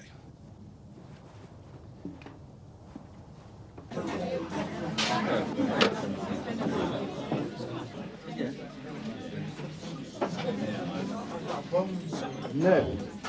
I would appreciate it if you leave these premises immediately. What do they want? They're only on a disaster holiday. Oh, what? They're touring the country, staying in places where there's been disasters. They wanted to know if I'd got a room for them. It's unbelievable. That map with the crosses on them. They weren't the sites, were they? Yeah, I'm talking about buildings. I hate to mention it, Alan, but, Well, now that, Kim, is a monument. It's not a tourist attraction. As if. I bet that woman who inquired about me in the post office will turn out to be something like that. Oh, now then, Eric, you never know you're not. Well, let's talk about mystery. I don't wish to gossip in any way, but has anybody seen Seth since he went off after the Widow Eggleton? right, that's it. I've lost the mood now. Oh, give over. Bring the bridge and I'll throw an extension. Mood's gone. I'll go and hope to find him eventually. If he arrives, tell him he knows my room. I can't imagine Anne Harold McAllister getting up on stage with anyone, let alone the nobbies. Oh, she was really letting herself go. You should too from time to time. How do you mean? Well, it's all right being off the bottle, as long as you don't bottle things up. You look like you could do with a good night out. Which is exactly what I'm planning to have, I hope. Anywhere nice? Oh, over to Wallpack and then the bridge. Ah, no wonder you're not very popular at home. I've been looking everywhere for you. Kim said if I saw you to say that she's calling in at the stables and then going home. Just tell her you were discussing the bungalow with me. It'll be all right. Look, I know you're pushed, but could you just spare me a minute? Go on, far away. So, I just get my solicitor to contact yours, do I? Or should it be Kathy and Chris's? My man. Go on, Jack.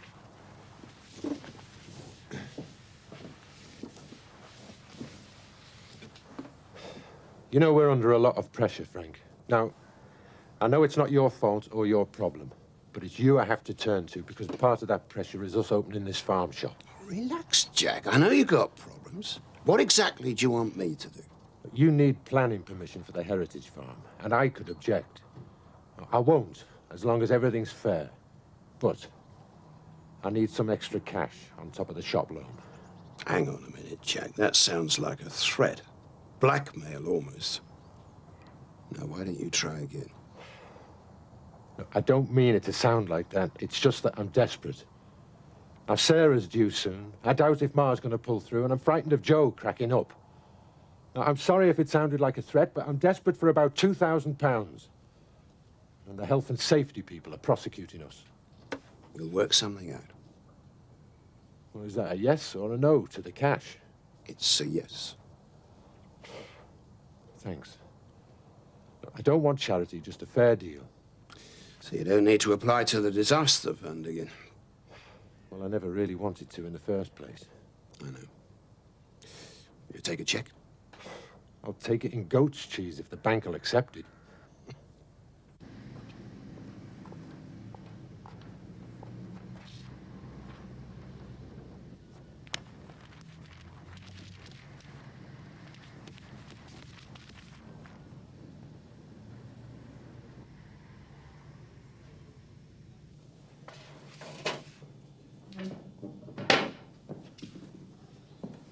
Jim? I'm sorry. I just had so much to do. Then I got stuck with Jack Sugden. You're overdoing things. I'm sorry. I really am. I tried the phone, but my mobile was flat. Jack said you were calling at the stables. He was in a bit of a state. Just needed someone to talk to. You'd make a very unreliable husband. Give me a chance and I'll prove how reliable I can be. I hope you feel like lasagna, 'cause that's all we had in. Oh, I don't know what I feel like at the moment. Just bad at letting you down. Jack can go on a bit. So, what did he want you for? He seemed desperate. He was, but we sorted it. There's a hard side to Jack. He's not going to be just a silent partner. Well, good for him. And neither am I. Understand? Understand.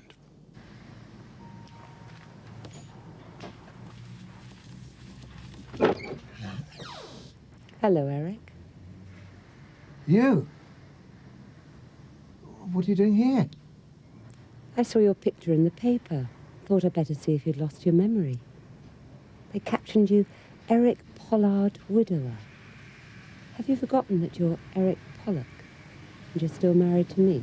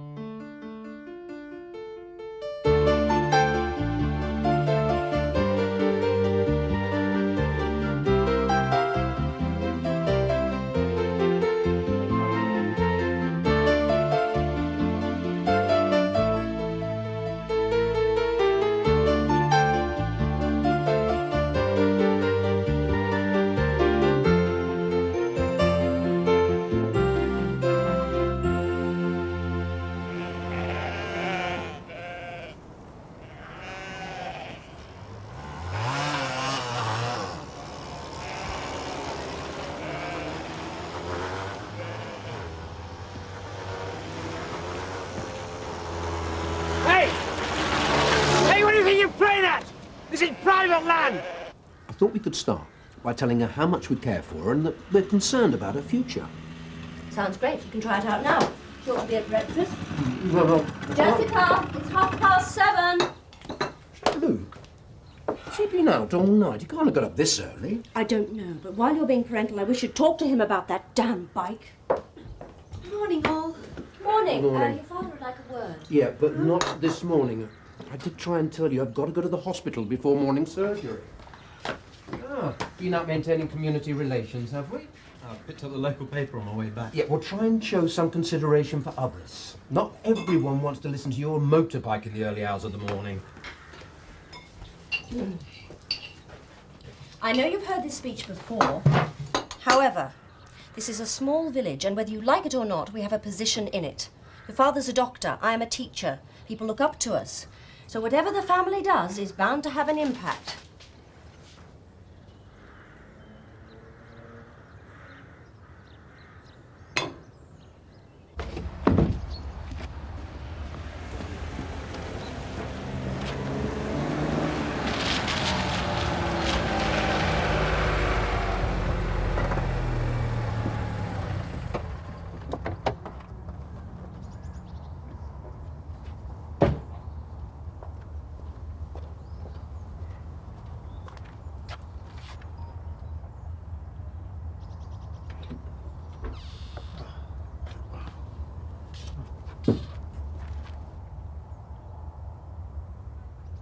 I'm very disappointed, Eric. I thought you'd be overjoyed at this reunion. What do you want, Eileen? Come on, you always want something. Make a list, shall I? Holiday home in the Canaries, money in my pocket. A few answers would be nice to start with. Tragic widower, suddenly bereaved. Must be some mistake, I thought, because I'm his wife, and I'm very much alive. This is my favorite bit. A respected member of the community. Things must be looking up. You were a cheap little crook when I left you. Well, I've made myself a new life here. How nice. Just the time to pay off old debts. Things haven't been that easy. I've had to do the odd little job just to make ends meet. I can feel a sob story coming on. I had a chance to make some big money fencing an antiques hall for Thorpe and his lot. Out of your league. I always warned you about that. Well, for once I wish I'd listened to you. I got well stitched up. You mean you blew it again? This time I had Thorpe on my back, wanting the money or the goods, and I didn't have either. I'd love to be there when they come to collect. I tried to negotiate it. Buy time, but they wouldn't listen. Pay up, take the consequences, or do another job for them, which would have got me even deeper. None of this is going to get you out of paying me off, Eric. I've gone to a lot of time and trouble to find you. You'll get your money. I had a stroke of luck, I suppose.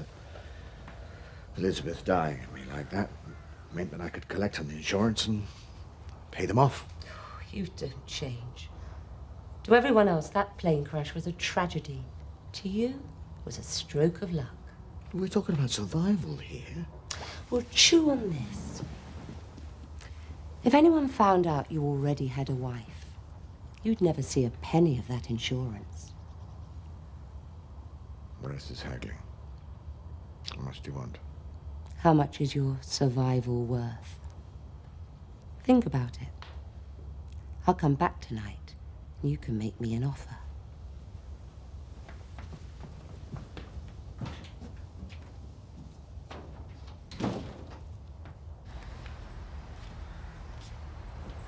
I should think you get plenty of applicants. A lot of people around here need the money. OK, love, I'm off now. See you later. Have you, sold many of these? Couple. I'll take the rest. I shouldn't worry if I was you. Just shows you're not afraid of letting your hair down now and again. Rather undermined my parental authority with Luke this morning, though. I've been trying to get through to him that some people find motorbikes antisocial. But I don't suppose you have much sympathy with that point of view either. No, not really. I'm thinking to get a scrambled bike for myself, actually. You know, we could start a track. Maybe up at Emmerdale. Contain and control the problem. Give the problem to Jack Sugden, you mean? They got plenty of land up there that they can't use after the crash. It'll do some good. We could charge at the gate. Donate the money to charity. It's really embarrassing. Half the kids in my class will probably see that paper. So if Mum doesn't manage to buy them all up? Maybe you've got the right idea. You know, use it for bargaining. Push them into okaying this weekend with Danny, you mean? Why not? You don't like him, do you? It's your life. You want to spend it with a boring dweeb? He's not a boring dweeb. We both know what he wants this weekend.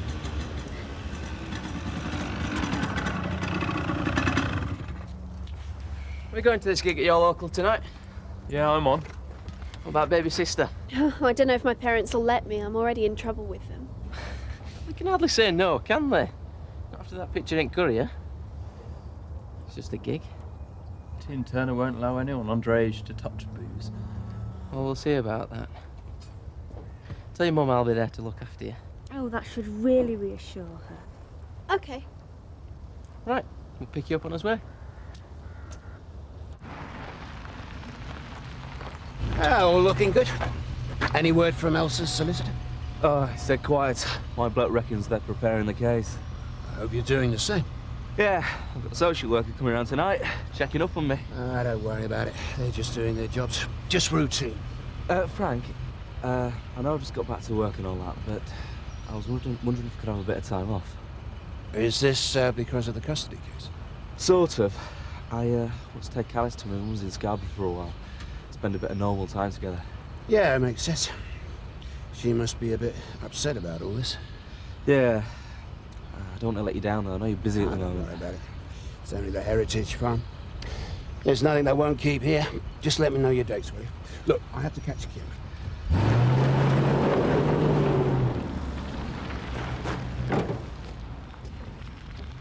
Hello, stranger. Yeah, sorry. Been up to my ears in meetings all day. Yeah, I know the feeling. Been pretty busy myself. Well, I was hoping we might go out somewhere tonight. Well, maybe go to this musical thing at the Woolpack. Let's hope it turns out better than his Pickwick night. Yes, and you don't leave me waiting, like that dinner. Well, I do have a couple of things I've got to do first. Me too, so no promises, eh? Fingers crossed it works out this time. Meanwhile, I'm late for the stables. Any more aborted? No, a couple of healthy births. Things are looking up. One looks a bit sick to me. Just take it to the house. Try it out by the fire. No, it's fine here. It's better off with its mother. Michael, just do as you're told, will you? We don't want to lose any more lambs. Do I have to spell it out to you? We can't afford to lose any more money. If we have to make cuts, your job ain't too safe, OK? OK, Joe, you're the boss. I don't like the lamb that's sick. What was that? Nothing, sir. Just doing my job. Doing my job. If you want to get me riding, maybe you and Dad could get me a moped. Jessica. Oh, it's not fair. Luke's got his own transport so he can get about, but I'm stuck in this boring village with no way of getting around. It's not boring. It is most of the time. And then when there is something exciting going on, like this gig at the Woolpack tonight, you and Dad are hardly likely to say I can go. Well, what about your homework? Well, if I get it finished, can I go? Oh, I suppose so. That's great. And what about the moped? Oh.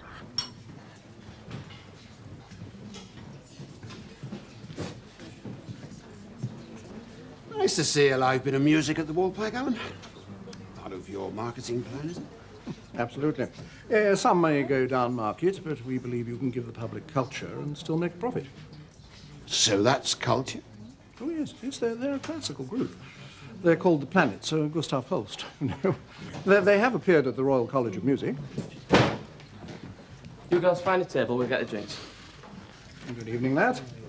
May I say what a pleasure it is to see you here. We let bygones be bygones, can't we? Good call, innkeeper.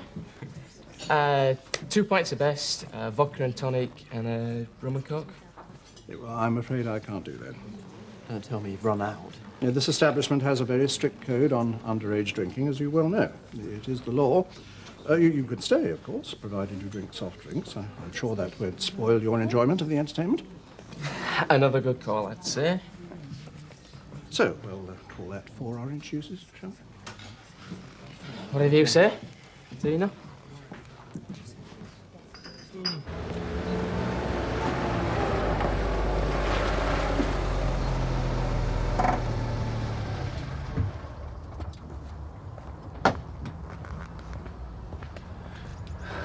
Back again? Do I know you? I doubt it, but I think we've got a mutual friend. If you mean Eric, I'd hardly call him a friend. No, me neither. So maybe you'll tell me why you're seeing him then? Depends on what you want to know. Suppose he owes you money. Not exactly. I'm Michael Feldman, who was married to my mother. I see. Go on. You can tell me. Did you score with a merry widow? Don't you be so personal. Looks like you're going to get a good turnout. Well, let's just hope folk aren't disappointed. This is where we score over you. You can't have live entertainment as not licensed, can you? Oh, you haven't seen me juggling beer mats, have you?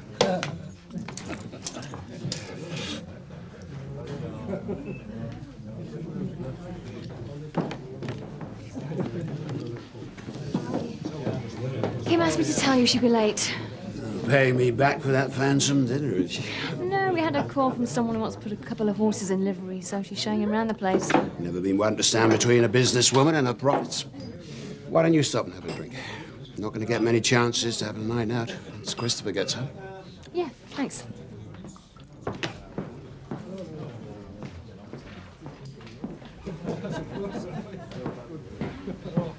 Alan, I think you ought to have a word with those kids, see what they're up to. Well, not just now, my lover. I'm about to introduce the entertainment. So, Eileen, how well do you know Eric?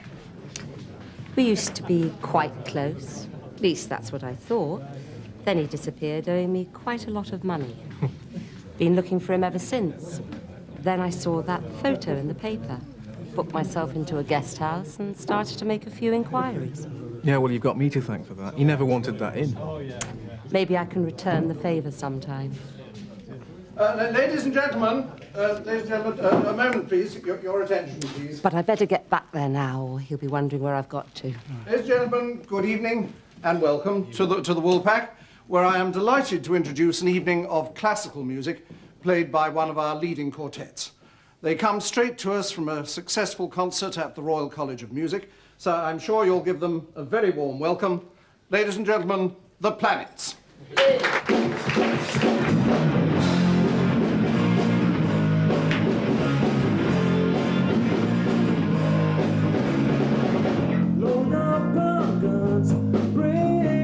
Another champion, do that, Mr. Turner.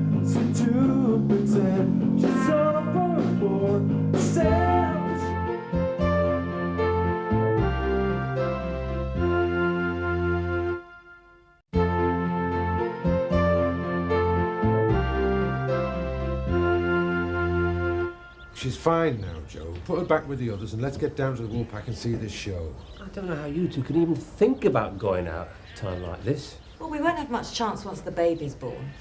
And with Robert at Dominic's, we don't even need a sitter. And it's not going to do you any good sitting around the farmhouse brooding about what's gone wrong. We all need to forget about it sometimes. Not so easy to forget. Well, it'll still do you good to go out. If I was going anywhere, it'd be to the hospital to see Ma, where you should be going. That'll depress you more. You can't go on like this, Joe. All right, you two go. I'm not stopping you. Besides, the way I feel at the moment, I wouldn't be good company. Only spoil your evening. OK, Joe. And if you change your mind, we'll see you down there.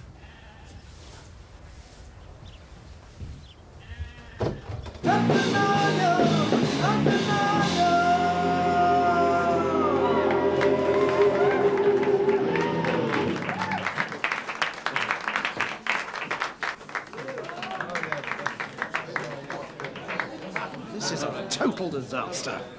Par for the course, if you ask me. A shambles. I've a good mind to bar that old devil. Yeah, but listen, man. If the law comes round, you're going to have a lot of trouble with those kids. Topping up with vodka.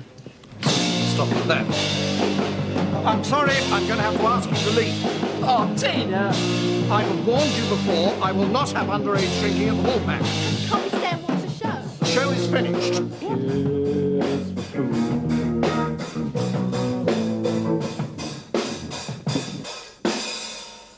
That is quite enough of that. My customers were expecting some quiet classical music, not this. There are some establishments that go in for the baser form of entertainment, but the Woolpack will maintain its standards regardless of the cost. Where did they dig him up? Yeah. I'm afraid this has all been an unfortunate misunderstanding. You were booked in good faith. I'm sure we can come to some arrangement about the fees. Good as gold, isn't she? Yes, she's a lovely child. She's never any trouble for me at night time. That's because I try and keep her to the same routine. Bath, story, bed. Kids like routine. That's why Alice gets agitated with Elsa. She doesn't know her routines. I'm not here to discuss Miss Feldman. No, of course not. You just make your report, don't you? And then what happens? It'll go to the court, where, along with other factors, it'll be used to make a final decision on custody. Which will be? That's not my decision. I only advise. How is Alice getting on with the new childminder? Oh, fine, fine. I try and get home every lunchtime if I can. Good. And have you sorted out your accommodation problems? Yeah. We'll be moving into the nursery flat at Home Farm. Frank Tate, my employer, he's been really good to us. He's even given us some time off so we can go see Mum in Scarborough. How long will you be going for? I don't know yet. And have you discussed this with Miss Feldman and her solicitor? I don't need to ask Elsa's permission to go on holiday. Look, she was the one who snatched Alice, not me. You agreed to give Miss Feldman reasonable visiting rights. Right. Well, I'll bring Alice back for the day from Scarborough if that's what Elsa wants. It's always best to be sure that there aren't any misunderstandings in these matters. Good evening, Mr. Gates. I'll be in touch.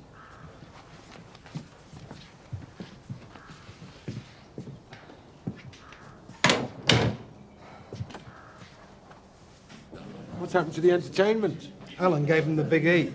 Oh, great. I was really looking forward to it. And so we all feel. It's not good enough, Alan. We were promised live entertainment. We could have you under the Trade Descriptions Act. It's not my fault. It's beyond my control. You can't let all these people down, sure. Well, we don't want to, Seth, but it doesn't look like we've got much choice, does it? Shortest concert on record. So I suggest the best thing we can do is go somewhere else and make up for the dinner we never had. Are you coming, Kathy? Oh, no, no, thanks. I don't want to play gooseberry. We too look like we've got some catching up to do. That's really good, isn't it? You ought to sign him up for your Easter fair next week, Frank. Ah, no, you don't. That pianola is a speciality of the Woolpack. Always knew it would be an asset. Well done, Seth. Well, where did you find the rolls? I didn't. It's a piano and all. Yeah. Jolly good, Seth.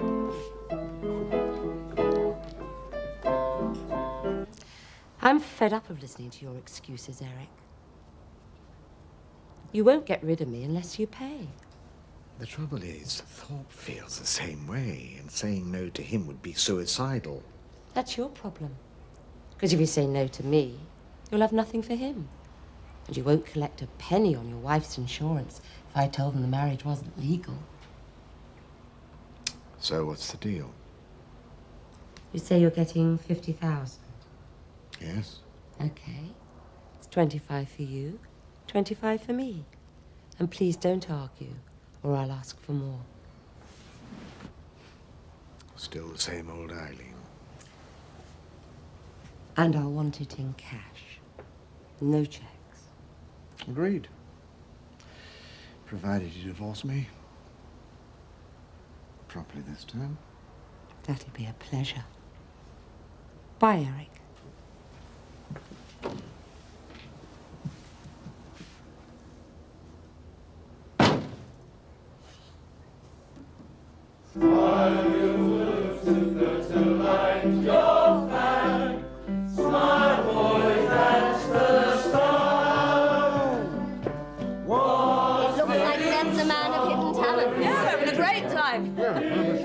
Have you seen Luke and Jessica? They were supposed to be here this evening. You want to ask Alan Turner about that? But you might not like the answer.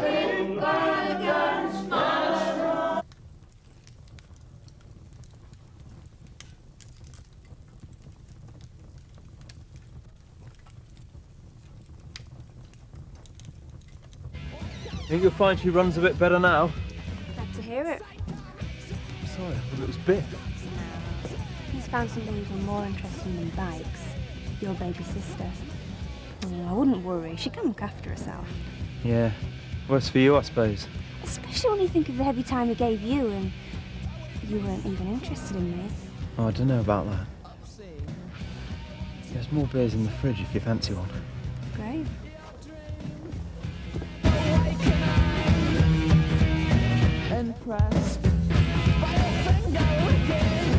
Might as well have the party here if we're not welcoming the Woolpack.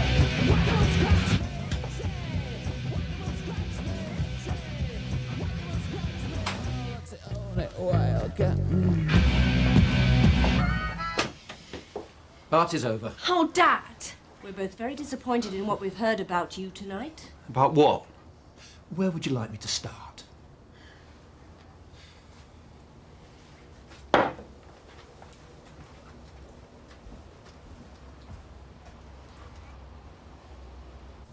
I'm really glad we went, Jack. I had a wonderful time. Yeah, me too.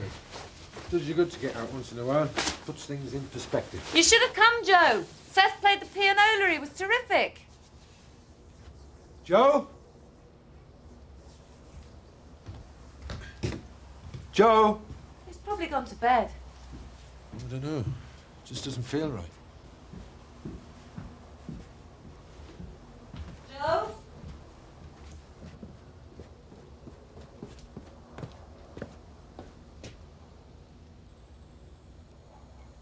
Sarah?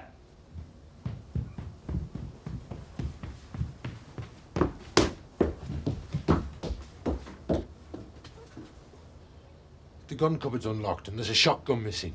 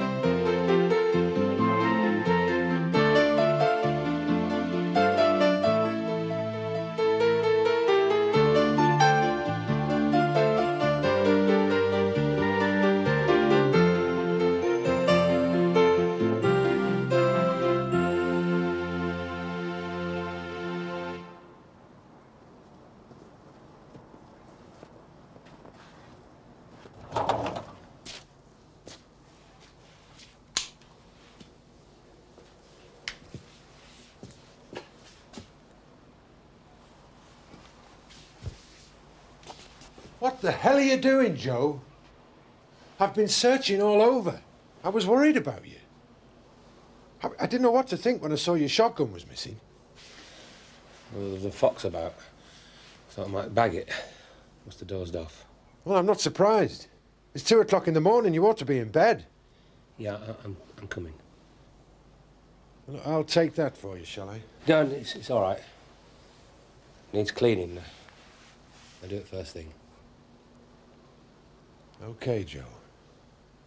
Let's get inside here. It's chilly out here.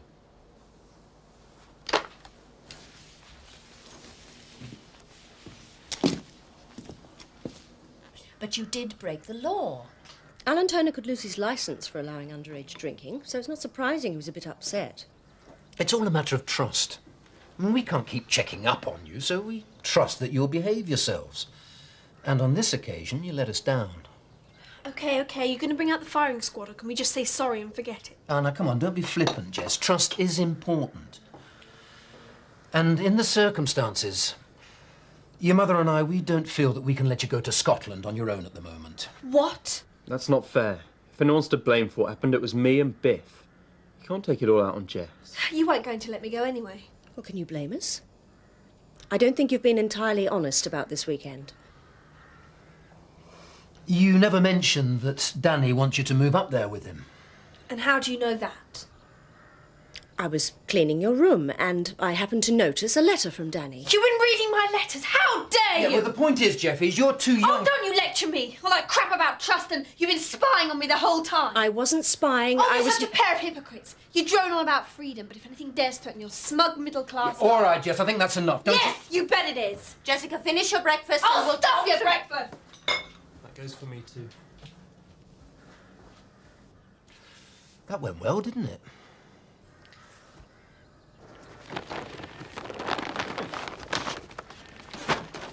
Jack, can I have a word? Yeah, sure. Would it be all right if I take a couple of hours off at lunchtime?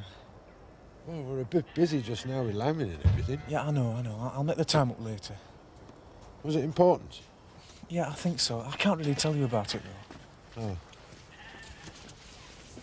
Well, look, don't tell Joe about it. He's a bit touchy at the moment. Yeah, I know. He's always touchy where I'm concerned. That's why I asked you.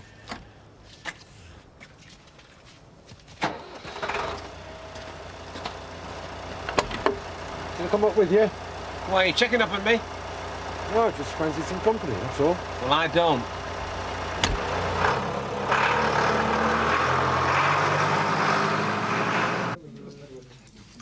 It turned out to be a great night, Alan.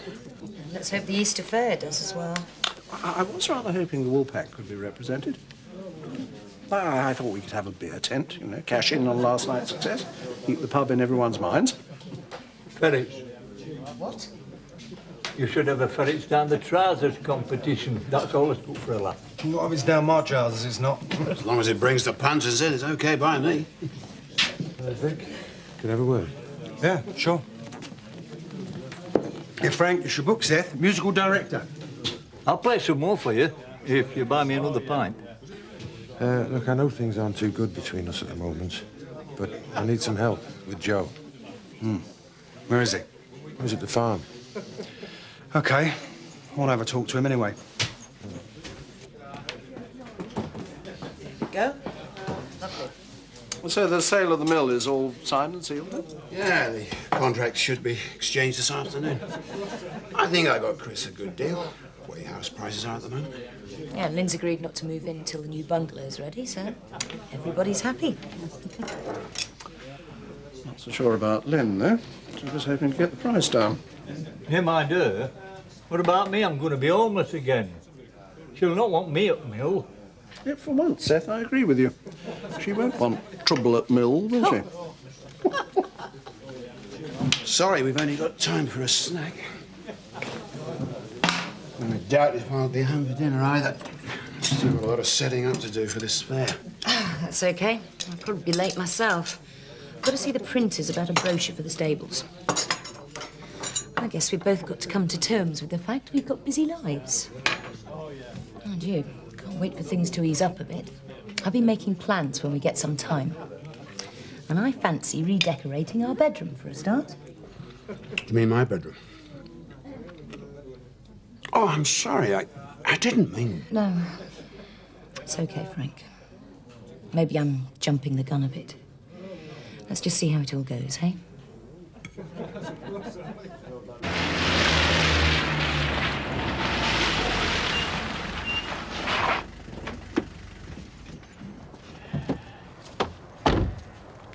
probably up at the cowshed by now. But I just thought, well, if we could work something out, might give him a lift. He's pretty low at the moment. Okay. I wanted to apologise to him anyway. I'm fed up with all this bad feeling myself. Jack? I'm just taking Vic up to see Joe. I'd rather you didn't. I could do with some help. It's all right, Jack. I'll find him.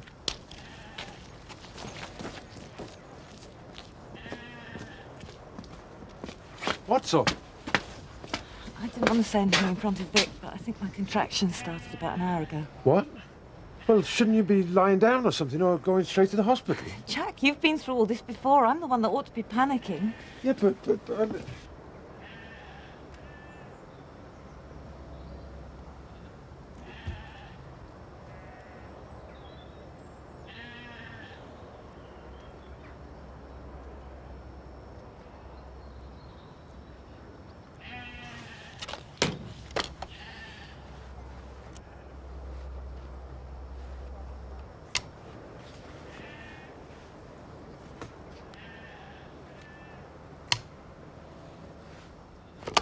It's not right, though. That a bloke of my age don't know where he's going to be from one day to the next. Yeah, well, I don't think there's anything I can do to help, Seth.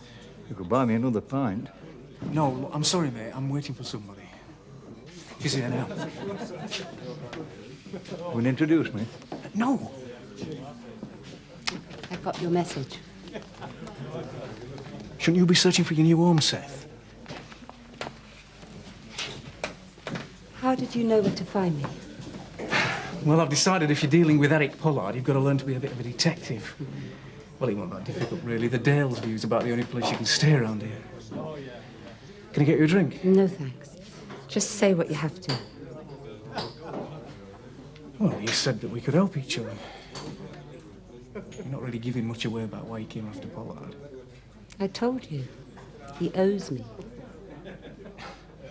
Yeah, maybe. I think it's the insurance money you're after. 50,000 is a lot of money. 50? He stands to make 200,000 out of my mum's death. Anyway, what I don't understand is where you fit in. I mean, what kind of hold have you got over him? You're the detective. I'm sure you can work it out.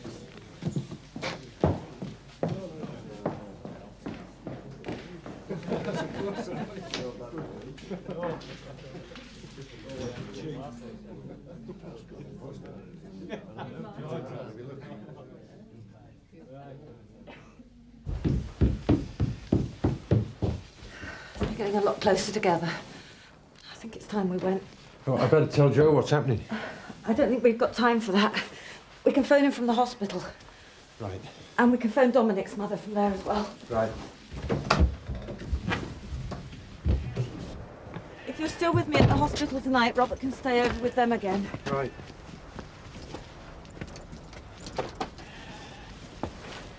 Aren't you just a little bit nervous? You must know, I'm terrified. Right, but come on, let's go.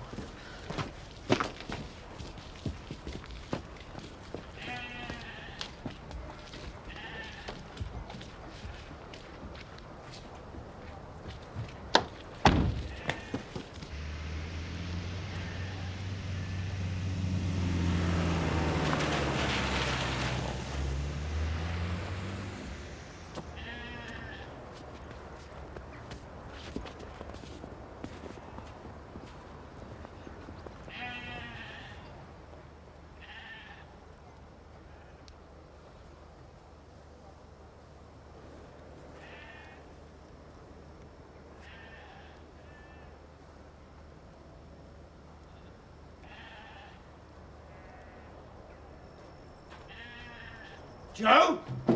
Don't come any closer!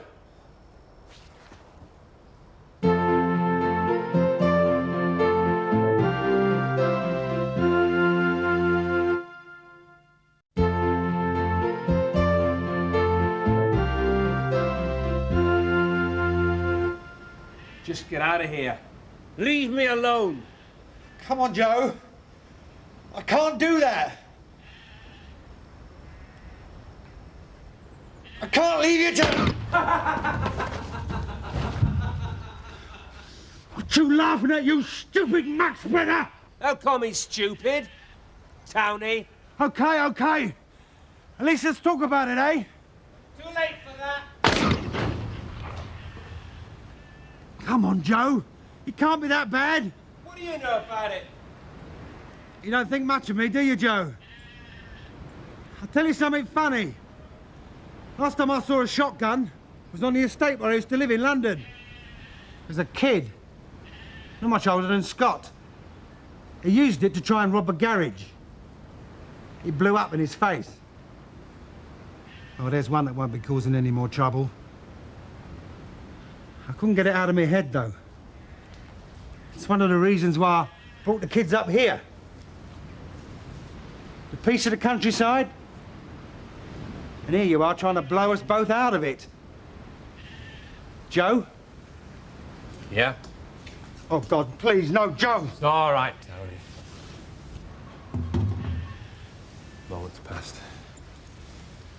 Just had enough, that's all. Well, we've all been there. Or close to it. But it's no answer. Just passes the problems on to those who are left behind. I just thought they'd be better off without me. No. I doubt they'd feel that, Joe. Well, come on. Let's get back to the farmhouse. Cup of tea and a chat. It's got to be better to face up to it. Whatever it is. And take the easy way out. Yeah. What? But you should have seen your face. Yeah. Okay. Okay. Yeah, of course I understand. Okay. Yeah. All right, well, take care of yourself. Okay, bye-bye. That was Danny. He's going home to see his parents so he doesn't think this weekend's such a good idea off. Oh, don't laugh. It's not funny. Depends where you're standing. Well, I'm not going to back down over this one. I don't see you've got much choice. Unless you're going up there on your own to twiddle your thumbs for the weekend. Yeah, but it's a point of principle. If you had half a brain, you'd see that. But there's a few things in your room you wouldn't like them snooping around. But maybe there's something we can get out of this. Can you give me a lift into Houghton? Sure. What's your plan? I'll tell you on the way.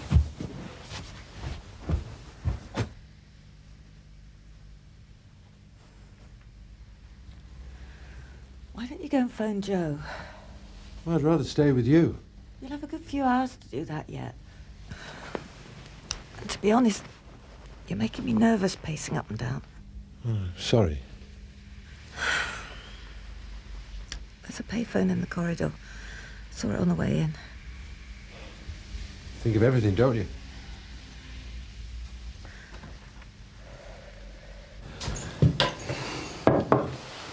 I know it's not been easy for you, Joe. The crash, Mark, Annie. It's got to get to you. And I suppose we helped much with that stupid tractor business either. Wasn't there? And I know I got a big mouth, but I can keep it shut when it's important. I won't say anything to anyone about what happened. I just want to help, honest. Do you know the one thing that preys on my mind the most? It's that stupid vacuum cleaner. I'm beginning to think you've got a very odd sense of humour, Joe. No, you don't understand it. You see, I made Mark take it back to Lynn Whiteley's the night of the crash. You can't keep blaming yourself for something like that. Don't you see? It should have been me killed, not Mark. It's ridiculous, Joe. Yeah, in my mind I know that, but it still doesn't alter the way I feel about things. Every time I look at Rachel, I see her and Mark together, as it should be. As it would be if it hadn't been for me. Shall I answer that? No, you're all right. Hello? Hello, Jack. Is she now? It's great. Anything I can do? Oh. Well, just let us know what happens, hey? Yeah, ta-da. That was Jack. He's out at the hospital, having the baby. Take that as a sign, Joe. New life, new beginnings. Yeah. Maybe you're right. Come on, let's go and get that shotgun. I feel a lot happier when that's back under lock and key.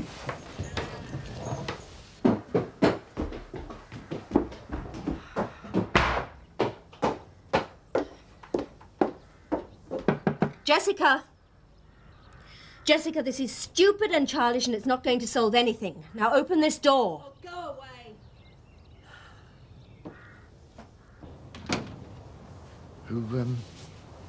Who told you? Doesn't matter. I'd have found out in the end anyway. You must have known that. Or were you planning to do another moonlight? Wouldn't have worked, Eric. I'd have found you again. If there was anything left to find after Thorpe had finished with you. You're just not clever enough, Eric. And I'm afraid it's going to cost you. How much? I could be vindictive, but I won't. I'll settle for the same as before. Half of what you're getting. 100,000. And if I, don't? You know the answer to that. I'll tell the police your marriage to Elizabeth was null and void, and you won't get a brass farthing. And neither would you. Don't think that'd stop me. I'd do it just to spite you. Yeah, you would. So I've always admired in you. When you set your mind on something, you never let anything get in your way. We were a good team in the old days, you and I. Your determination, my cunning. Seems a pity we're on opposite sides now. Don't bother trying your fading charm on me, Eric. It's gone to seed, just like the rest of you. There never were any good old days. It was a marriage made in hell, and we're both well out of it. That should please you, really. You can be certain I won't come back for more. If I never see you again, it'll be too soon. At least we agree on something. She'll be down for supper. I doubt it. You'll see. When she's hungry. You should never use food as a weapon, especially with teenage girls. There are enough anorexics as it is. You ought to know that. Well, what are we supposed to do? Go and break the door down? That'd make things 10 times worse. Jessica has locked herself in her bedroom and refuses to come out. Perhaps you could talk to her. Why? Because she might listen to you, and you must see we've got to sort this thing out. I've already talked to her. And? She'll come down when she's ready. Probably with her suitcase packed. What? You've only got yourselves to blame. I don't expect a lot of responsibility from you, Luke. But even you must be able to see what a mess she'd be making of her life. It's her life. Please talk to her, Luke. I know we've handled this very badly, and I know it was wrong to pry into her personal letters, and for that I shall apologise, but all we've done has been because we care about her, and we can't just watch her throwing her life away. Okay, I'll talk to her. But I can't promise anything.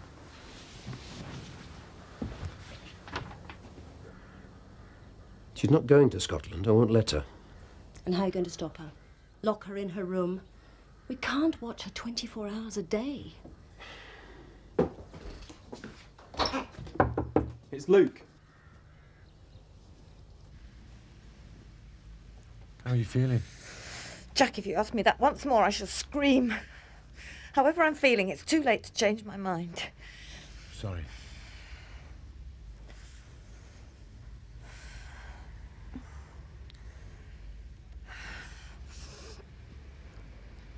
Want to go through the breathing exercises? Would it be better if I left you alone for a while? Look, stay where you are, Jack. I need you right there.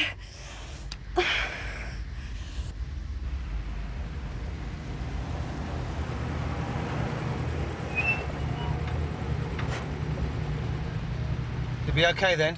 Yeah, and, And, don't worry. I won't say anything to anybody. There's long as you don't mention my failed audition as Mel Gibson's stand-in. Just don't. I don't want to hear about how my face looked.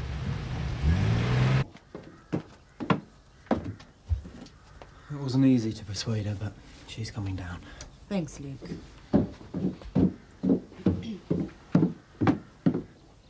Good, well, perhaps we can stop this nonsense now, eh? And What your father means is I that... think it would save an awful lot of arguments if you just let me say something first. Of course. Thank you. I've decided not to go up to Scotland this weekend, or move up there for the moment. I'm not stupid. I do care about my future. I just prefer to discuss it with Danny, because he listens to me. We'd probably have come to the same decision without all this hassle. Sorry. Good. It's about time you started treating Luke and me like adults. Danny and I fancy going to Rhodes in the summer. I'm telling you now, so you don't have to find out by snooping. Now, we're not going to have another battle over that, are we? Well, I think you're being very mature about the whole thing. Good. Shall I give you a hand with the supper now?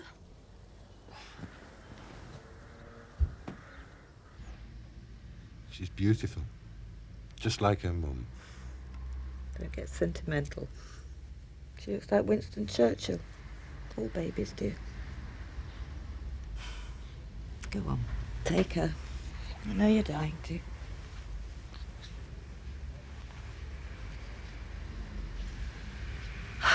Feel sorry for any boyfriend she brings home. You'll kill him. they said it'd be all right if I came in for a minute. Oh, thank you. We'll meet your new niece. I brought her a present. She's a bit young for that yet, Joe. Oh, it was a nice thought, though.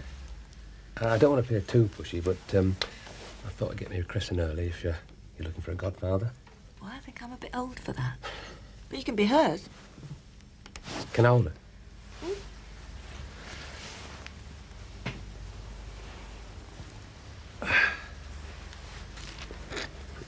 How are you feeling now? Me? Fine. Not a care in the world.